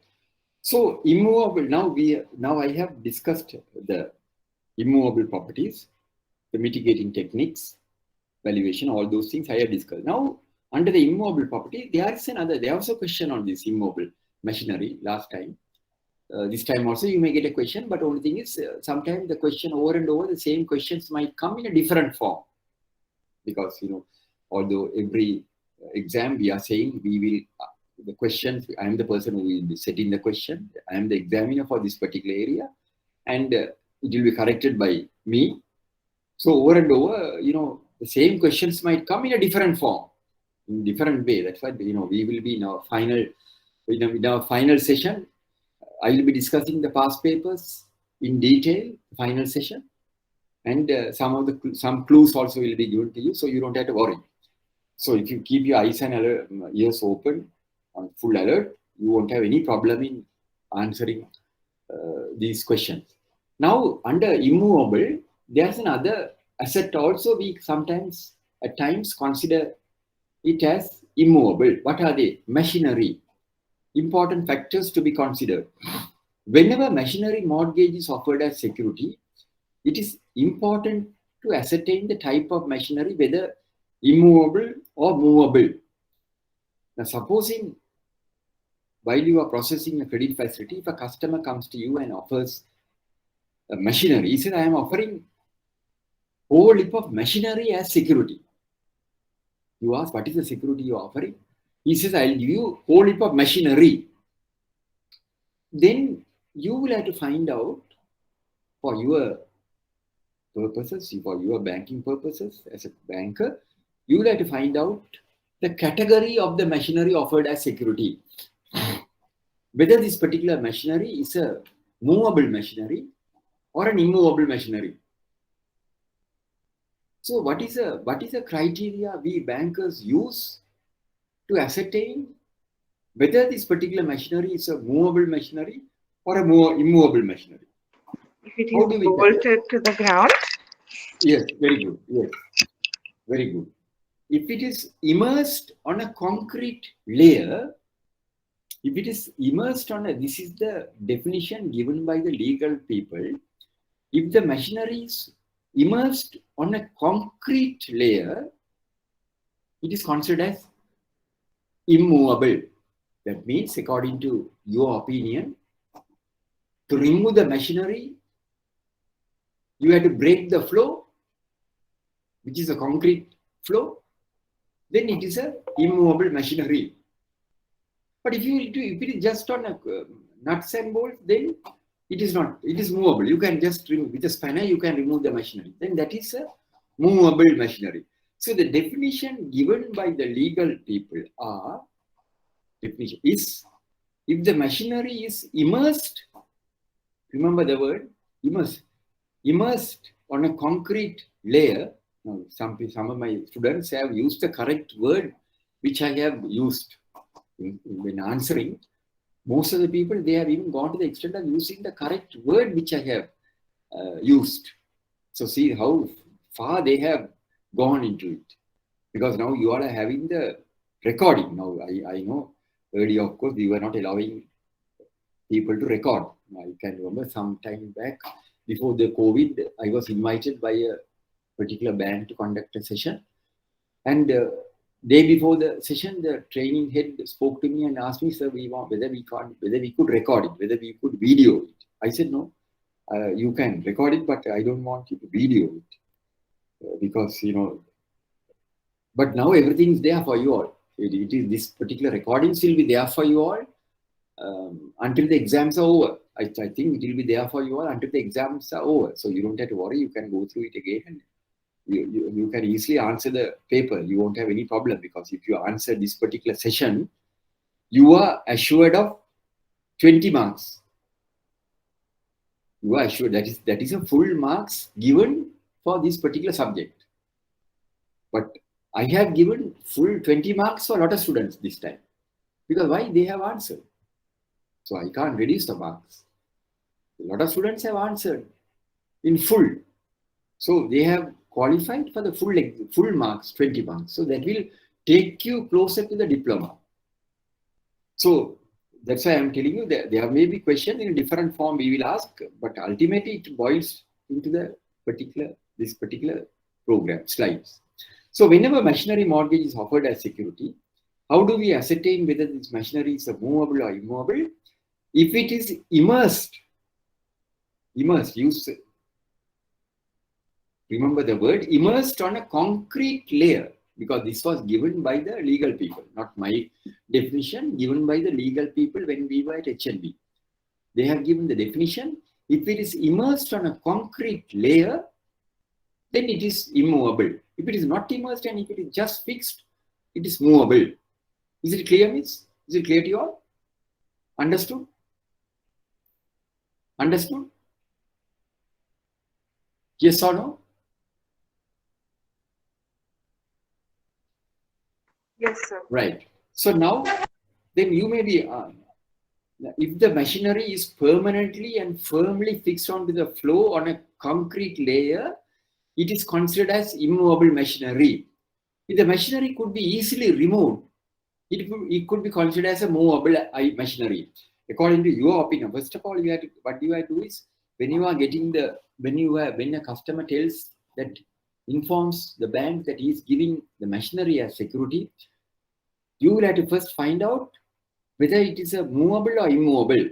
To ascertain whether it is movable or immovable, you have to go to the site to examine.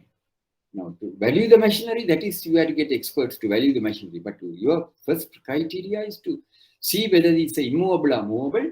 You go to the particular location and you ask the customer whether this machinery is immersed in a concrete layer, whether this is a concrete layer. He said, yes, it's a concrete layer.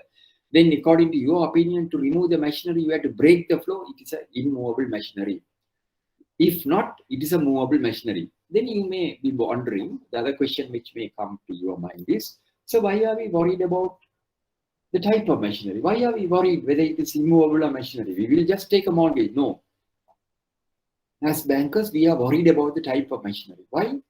The reason is, if it is an immovable machinery, you can't take a mortgage only on the machinery. Why? Because it is part of the building. It is part of the building. It is fixed on a concrete layer, means it is part of the building.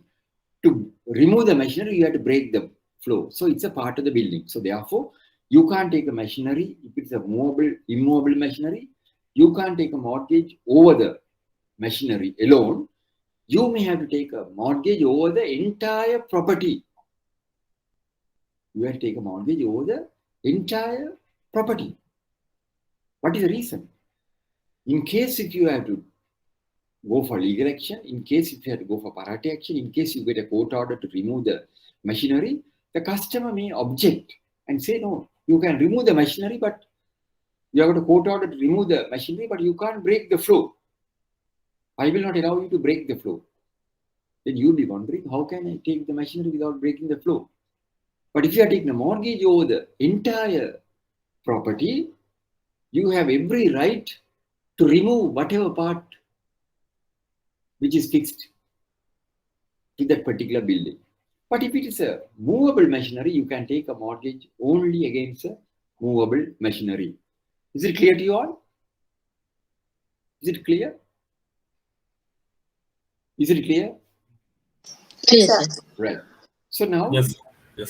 if it is immovable, it will become mandatory to execute a mortgage covering the entirety of the property. Now you have the slides, you have the handouts against each slide. There are provisions for you to write the notes, so you can whatever you get to your mind, you can write there, and whatever questions you want, you can ask. So remember, again, I am telling you all. All the Sir, questions. if you are taking if you are getting the valuers or whatever done for immobile machinery, if it is it industry specific for insurers, or is there like a specialist in terms of separate industries? How they know? Yes, specialist. Machinery valuers. There are separate valuers to value machinery, not the people who value the immobile property.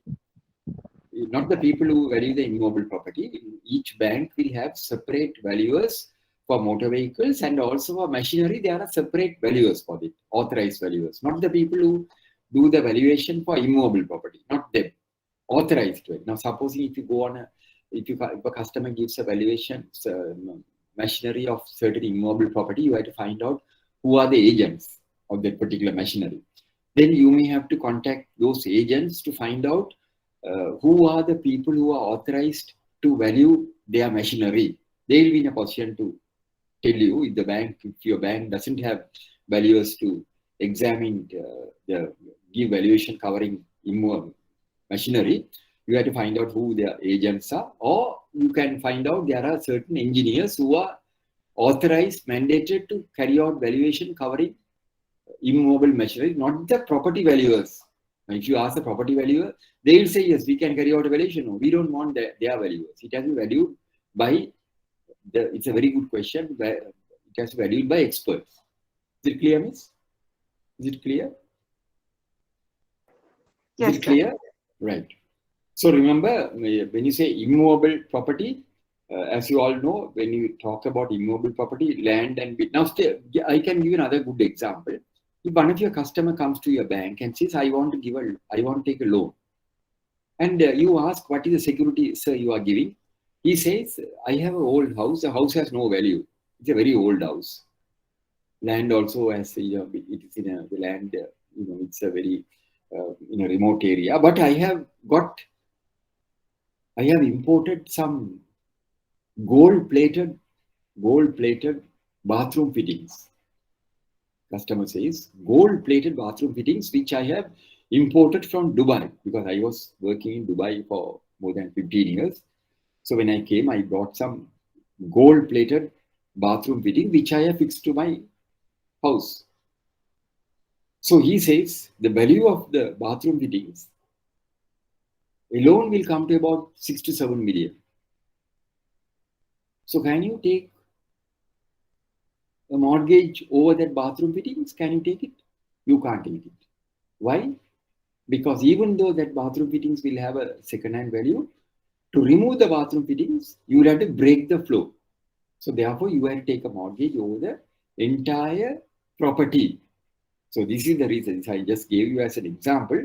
So when you say immovable property, we always think about land and building, apartments, heavy plant and machinery, which are permanently fixed onto the floor, are immovable. The reason why we had to find out whether it is immovable, if it is immovable machinery, you can't take a mortgage only against the machinery.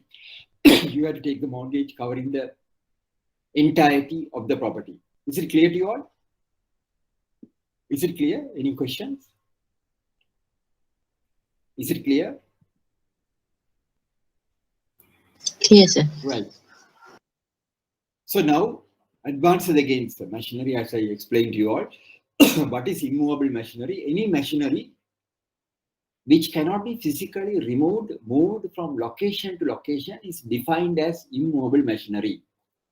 What is movable machinery? Any machinery which could be removed easily is categorized as movable machinery. How do we ascertain the difference? How do we secure these securities? I have explained to you all.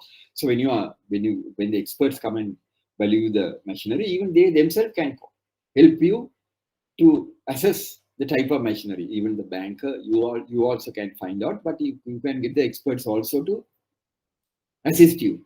So the criteria, the tool what we use is, if it is immersed in a concrete layer, it is a immovable machinery. Any questions on any other questions? Any other questions? So anyway, now I think we have come to the end of this session. Now we will be moving to the movable asset so that we can move at our next session. So I want to conclude the session today. Now the time is 12:20 because next one is the movable asset. So we can start fresh innings. So we will be meeting next week. We won't be having the session because of Christmas and 26th Sunday, day after the Christmas. So next week we will not be having the session. So our next session will be on the 2nd of January 2022 Sunday. 2nd of January 2022 Sunday we will be having the next session. So any questions, any doubts you all have now before we wind up? How was the session today? Sir, this is not my related to the... Yeah, it was great. yes. So I have a small question. Yes. This is not my related to this. Sir, when we're doing the gold pledge, they also have insurance, right? Yes. For the yes. debt articles and how Yes. it works, like Gold plate, gold. You are referring to gold? yes, sir. Yeah, gold. Yeah, we have a... Yes, pawning insurance, pawning Yes, insurance. gold also means banks are, when we take the gold jewelry as a, for pawning, when we are taking the gold jewelry as a security, bank insures the gold item, everything is insured. The bank, when we are taking the gold item, every branch is insured against not only the furniture fittings, equipment, computer equipment, everything, and also if they are engaged in gold business, they would have insured their gold because they know the exposure. The bank branch will know the exposure. For instance, if you are a particular branch, if you take a particular branch, if their total gold held by them at a particular day amounts to 50 million, they know from their portfolio, they will know today we have now, see, if you are granted 20 million worth of advanced gold loan, obviously you must be having 50 million worth of gold. So the bank would have insured that amount of gold covering any risk. In case if the limit goes up, then the bank will have to, the particular branch has to inform the head office to enhance the cover to a further sum of 10 million or whatever it is. So that is insured because that is insured against the risk of fire and also burglary. Is it clear, miss?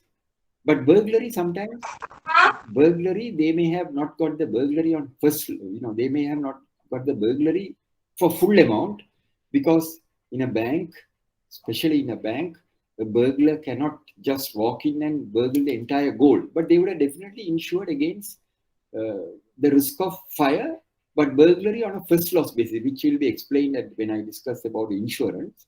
So gold also has to be insured. It's in each branch, they would have insured, depending if they have a limit of 50 million, the branch would have been given a limit of 50 million.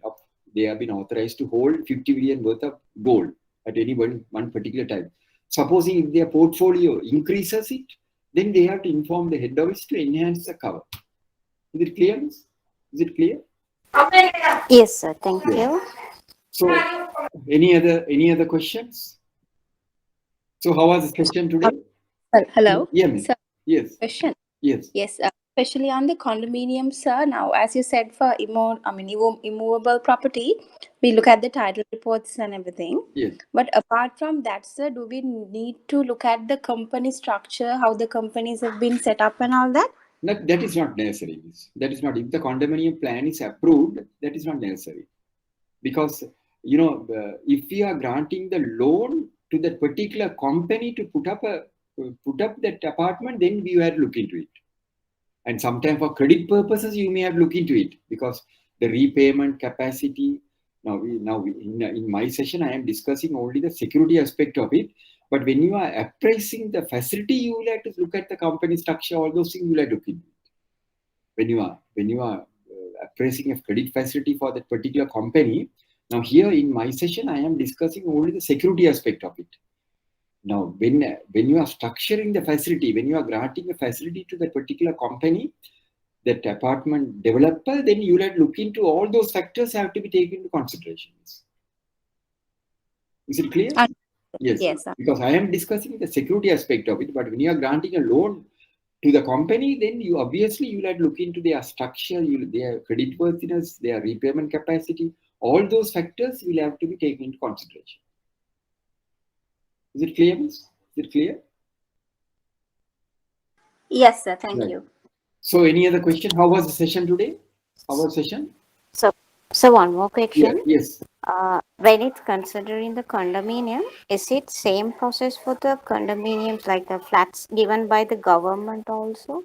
Government flats, of course, means I don't think government flats will come under this particular concept, because government flats, we can't take a mortgage, because that is given on I don't know whether it is given on a 25-year repayment program for each flat dweller. The government, when they give the flat, they would have given on a 25 years of repayment program. I don't think they can take those flats into consideration as security. But private apartments are different from the government apartment, unless, of course, the particular government apartment is purchased by the borrower outright. If he purchase full amount, if he makes a full amount and purchase an apartment, we can take into consideration. But that also we'll have to find out whether there are any clauses which deprives the customer in mortgaging. Sometimes the government apartments, there may be a clause which debars them in mortgaging. We'll have to see whether there are any stipulations like that. If there are no stipulation, and if they are purchased outright, if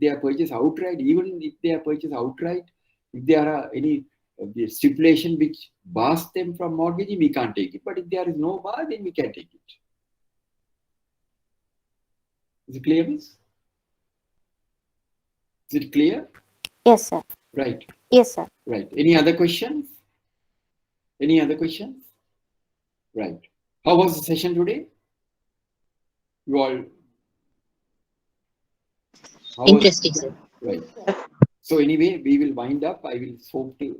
So we are hoping to see you all on 2nd of January. 2nd of January. So I wish to take the opportunity. I will be seeing you all only. Not seeing you all. I will be having an opportunity of talking to you all only next year. So I wish to take the opportunity in wishing you all a happy and a prosperous New Year. All the best. Stay safe. God bless you. Thank you.